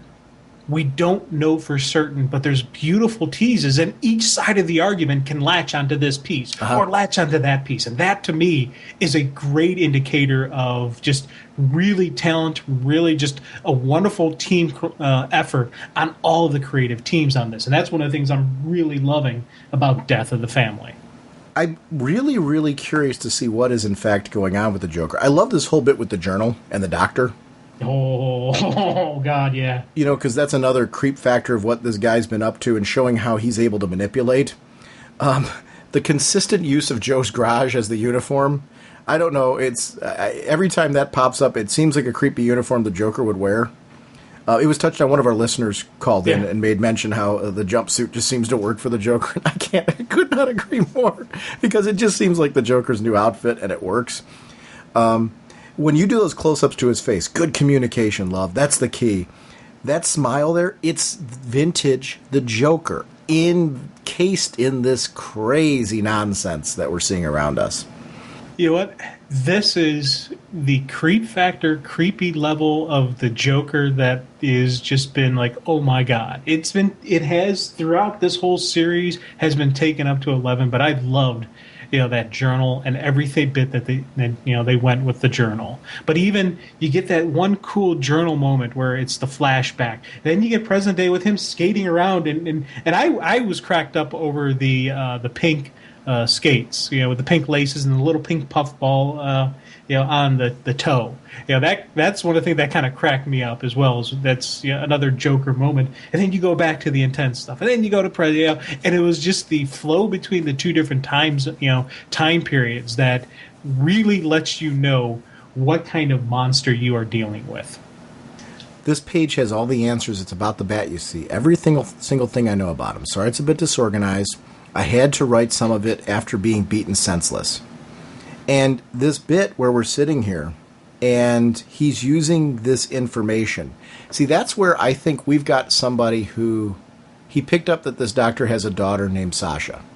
Because this doctor has a daughter named Sasha, he wrote this whole page talking about what he'd do to the 9-year-old girl.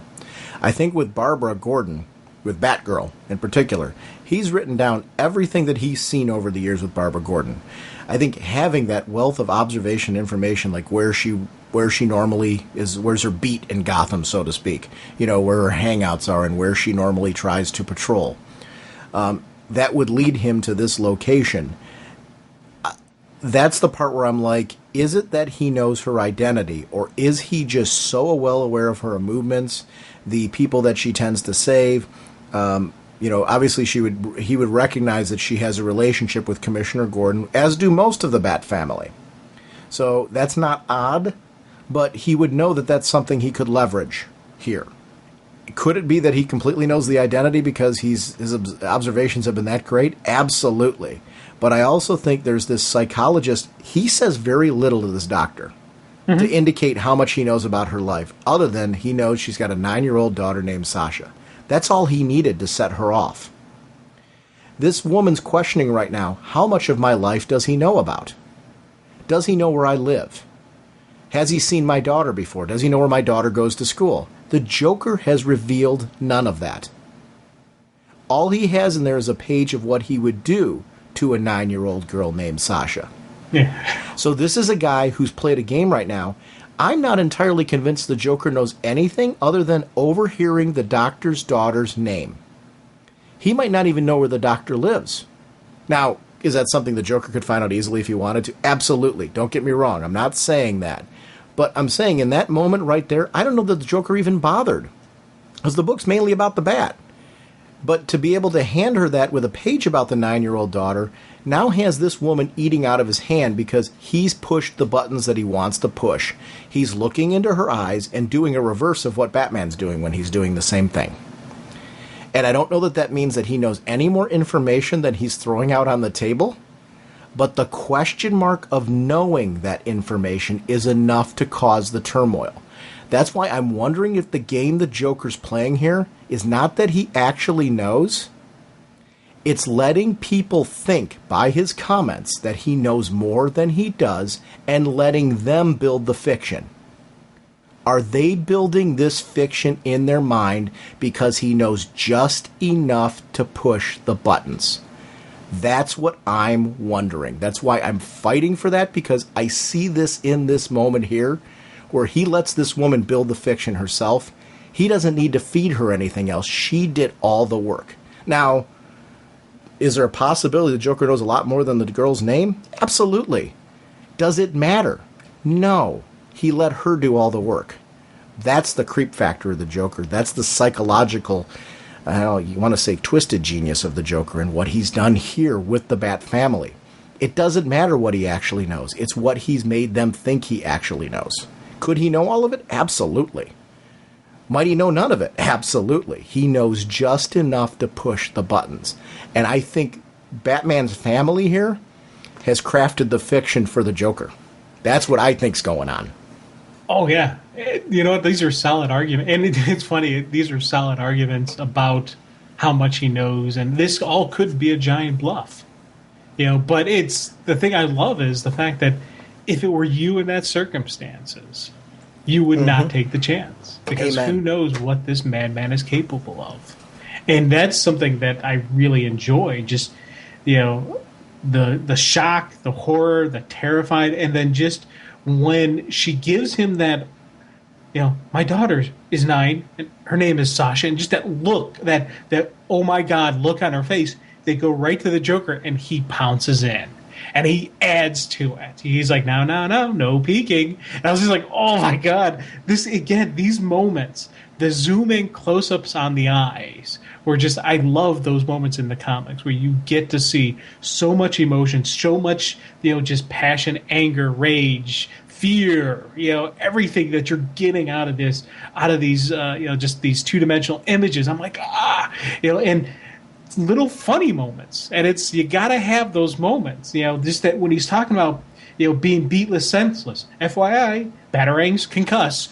I chuckled at that little moment, this little tidbit thrown in there as he's talking about right is the lead into these horrific things he's going to do to this 9-year-old little girl. I thought, again, great balance of comedy, humor, horror, just, intelligence. There's just everything combined into just this one sequence. And it's not even, it's not even a major sequence, but it is a major sequence. It's that stuff we talk about where the longevity, where you throw out this page here, and then it comes back and you're like, oh my God, that's huge. It's stuff like that. It's that balance of power that I really enjoy from a passionate story. Reading this little bit with the mother, I keep going back to the fact that she's going into her head, it was my brother who sent me here, my own brother. The fact that she's there in many ways for the Joker is kind of a coincidence. I mean, he was hoping that she would stumble onto the location, but it wasn't like he left her a calling card saying, I've got your mom. Right. And that's where the question mark keeps coming up for me. Her rage is at her brother. And if I live through this, as doubtful as that is, I'll find you, James. Promise. I want to see that. Oh, my God. I so want to see that. I love James Jr. It's funny. It's funny that James Jr. has the Jr. at the end because, one of my favorite fill-in creations that Gail Simone worked with was Jr. And I love that with James Jr., she's built off of what Snyder did in Black Mirror, and has really shown us something that we didn't get to see in that on this level, the relationship of James Jr. and Barbara. We got to see it there, but now we're seeing a Barbara who can walk and Batgirl versus James Jr., and it's going to be very, very interesting. The exact qualifications for my life partner, my soulmate, the woman I will marry whoever she is. All my plans for the wedding, and doctor, it's going to be fabulous. There's, again, that part is, like, there's not specifics there. He isn't saying I'm going to marry Commissioner Gordon's daughter. I'm going to marry Batgirl. He's got qualifications to the woman who I'll marry, my soulmate, but no identification of who, which leads me to, question, like, what was he thinking there and how specific. I would love to read this journal. Oh, God, that would be amazing to read the journal. And the other thing, one of the sequences I liked in this is you see the change in demeanor of the guards. Because initially he's all restrained. When we get to this page, he's no longer restrained, really. They no longer have the choker.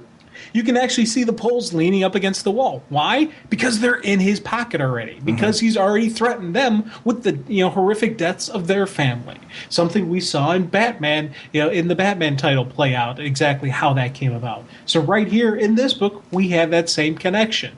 The same connectability, the same flow through everything. And it was perfectly timed with when they're going to release him, because now he's now intimidating the doctor. He's now in control of the doctor. He doesn't have to worry about the doctors. Okay, boy, the collars are off, and he's just, he's still in the straitjacket, but he may actually enjoy that. You never know with him.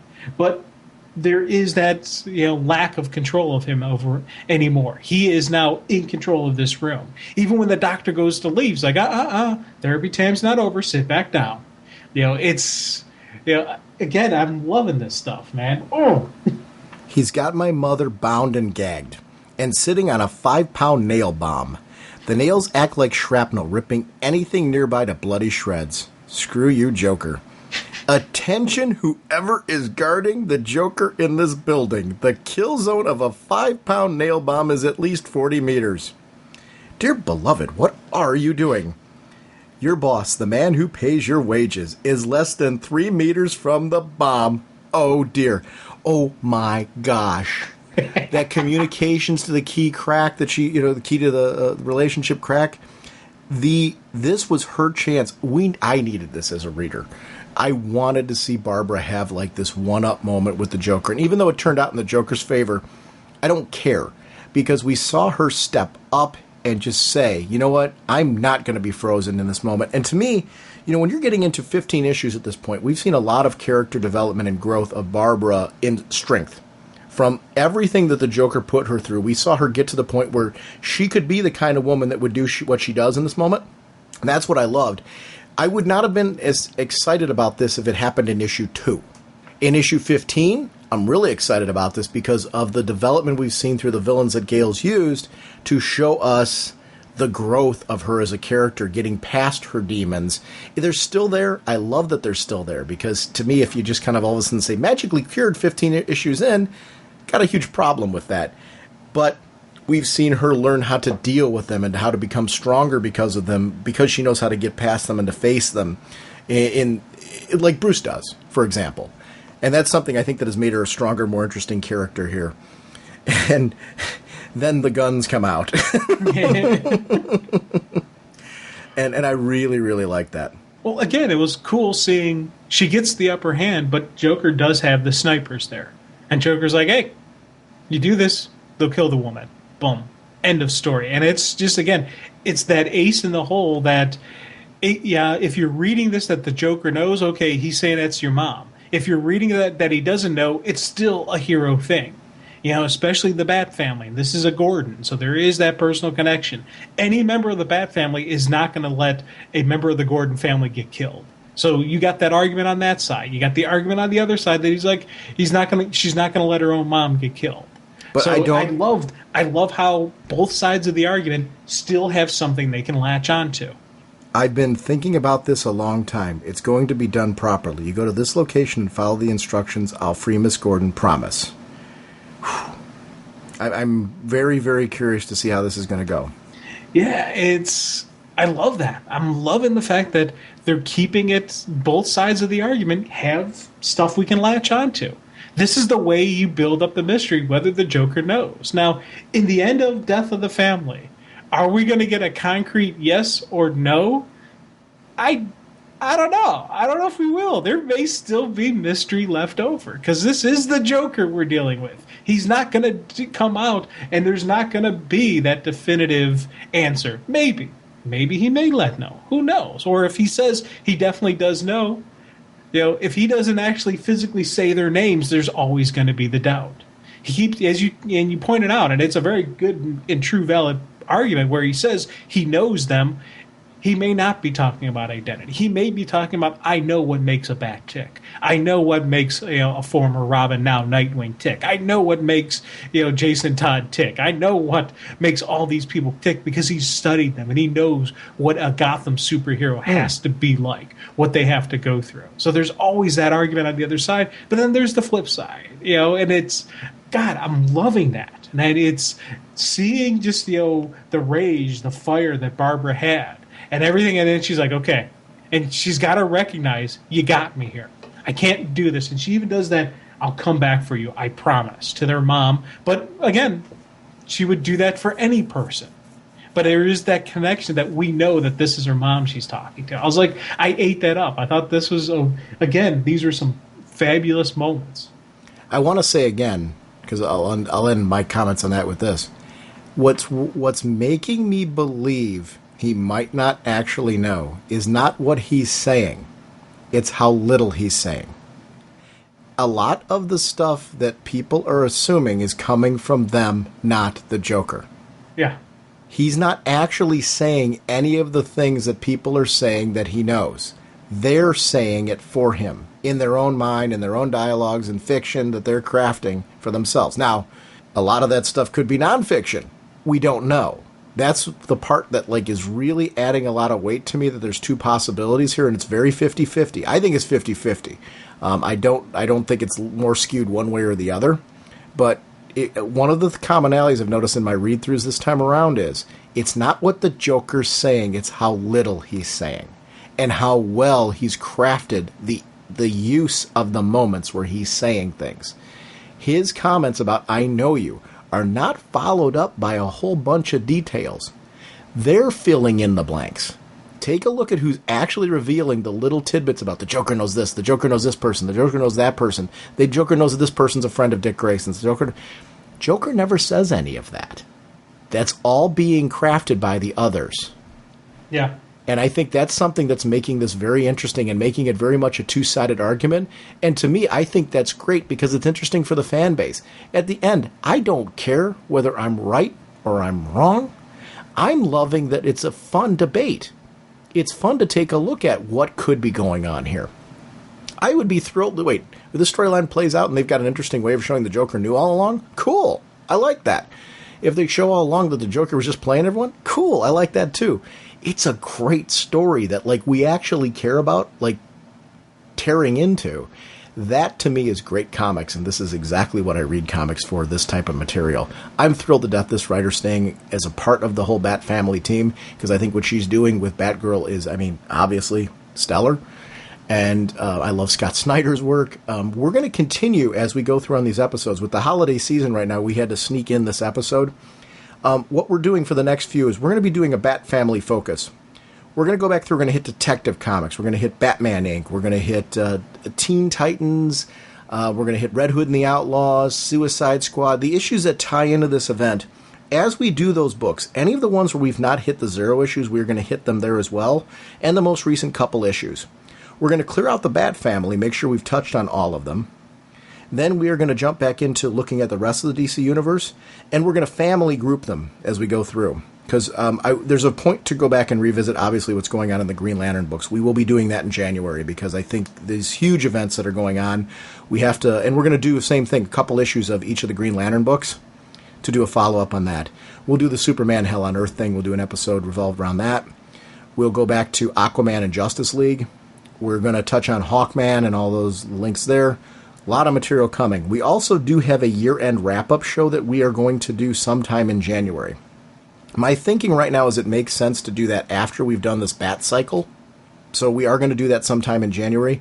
Jim and I are working out the categories right now. It's going to be very focused on... We weren't able to last year focus on the New 52 because it was so new as far as kind of looking at what our best of the best in certain categories are for the New 52. This one we're going to take a look at. It's been like a year and a half of the New 52 at this point. So it's going to be all themed on what is standing out for us in the New 52. An overall global thing, looking at the whole... cycle of what's happened in the New 52. I'd like to leave a category also for things that fall outside of that, because I want to be able to talk about things like Vertigo and also some of the minis and things that don't really fall neatly into that category. So I'm hoping we have one category that kind of falls for like a potpourri, like a miscellaneous, because I think there's a lot outside of the traditional New 52 stuff that is worth making comments about as well. But we are going to do a year-end wrap show, a Raging Oscars, so to speak. As with every year, it's going to be unique to this year and to the themes. You and I have had a pretty healthy discussion as far as what we're doing. So we've got a framework. We just got to finalize it. But I think there's a point to do this because I want to talk about the work of John Layman, for example, on Detective Comics. And I'd like to talk about a couple of issues of that book. I want to talk about Batman the Dark Knight, because there's new creative on that we're obviously going to do the Zero issue and talk about that book. So there's a lot to talk about. There's no way it's going to happen in one episode. We are going to kick off next episode for sure with Catwoman. So we will talk about Catwoman. I'd like to talk about things like Nightwing and stuff like that. So that's what it'll be. Our next few shows are going to be all Bat Family. Does that work for you? Oh, definitely. Looking forward to it. Cool. Holy caffeine! Once again, sponsoring this episode is DCBService.com and InStockTrades.com. Over at DCBService.com, remember to pick up Batgirl, $2.99 regularly, 40% off, only $179. Want to remind everyone, once again, they are a Comixology digital partner. Do your digital shopping over at DCBService.com. Thank them for supporting our show by doing that. Over at InStockTrades.com, the post-apocalypse sale is running through January 1st. DC, Marvel, Image, Dark Horse, IDW, trades, and hardcovers are 45% off. They have a lot of discounts that are 50% off and more, so make sure to go check out InStockTrades.com. Remember, orders of $50 or more give you free shipping. I want to thank both of those websites for supporting our show. Want to remind everyone of our show voicemail line. It's 1-440-388-4434 or Dr. Norge on Skype. As always, that is in our show notes, available on our website in the About Us section as well. So please call in. We love having you a part of the show. We're going to be having voicemails returning next week on our next episode, so please consider calling in and being a part of that show.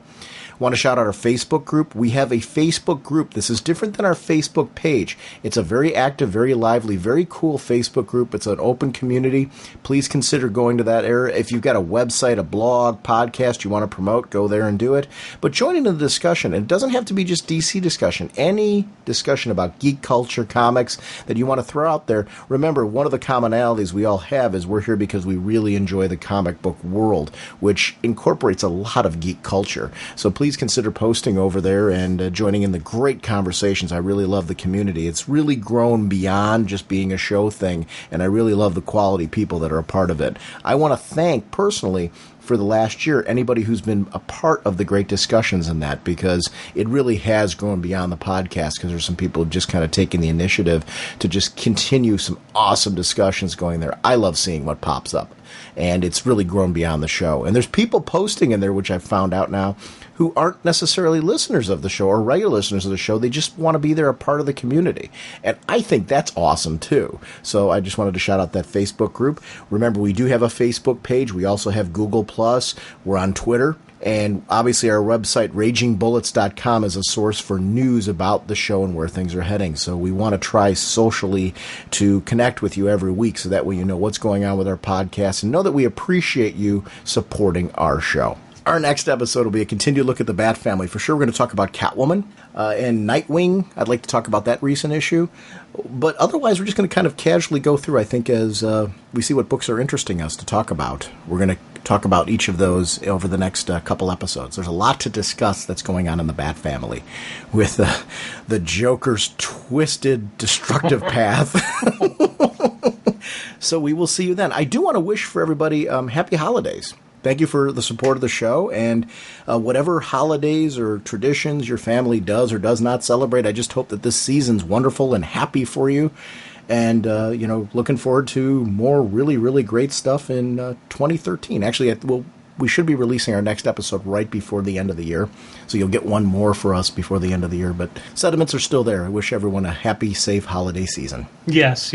Deeply from me as well. And this has been just an absolutely wonderful holiday already, because we got the best gift of all, where we have Gale still on the Bat title. So it's for me it was an early Christmas miracle.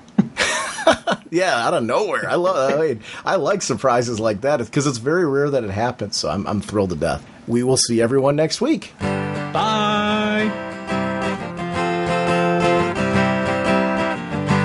Flying through space and time, 1,000 different lifetimes. Faded for love and flaws and incredibly clear sightlines. Swinging your mace around, such a practical outlook. Helping the JSA and occasionally supporting your own book. Hawkman, eagle eyes can't see. Hawkman, your plan and what you do to me. Hawkman.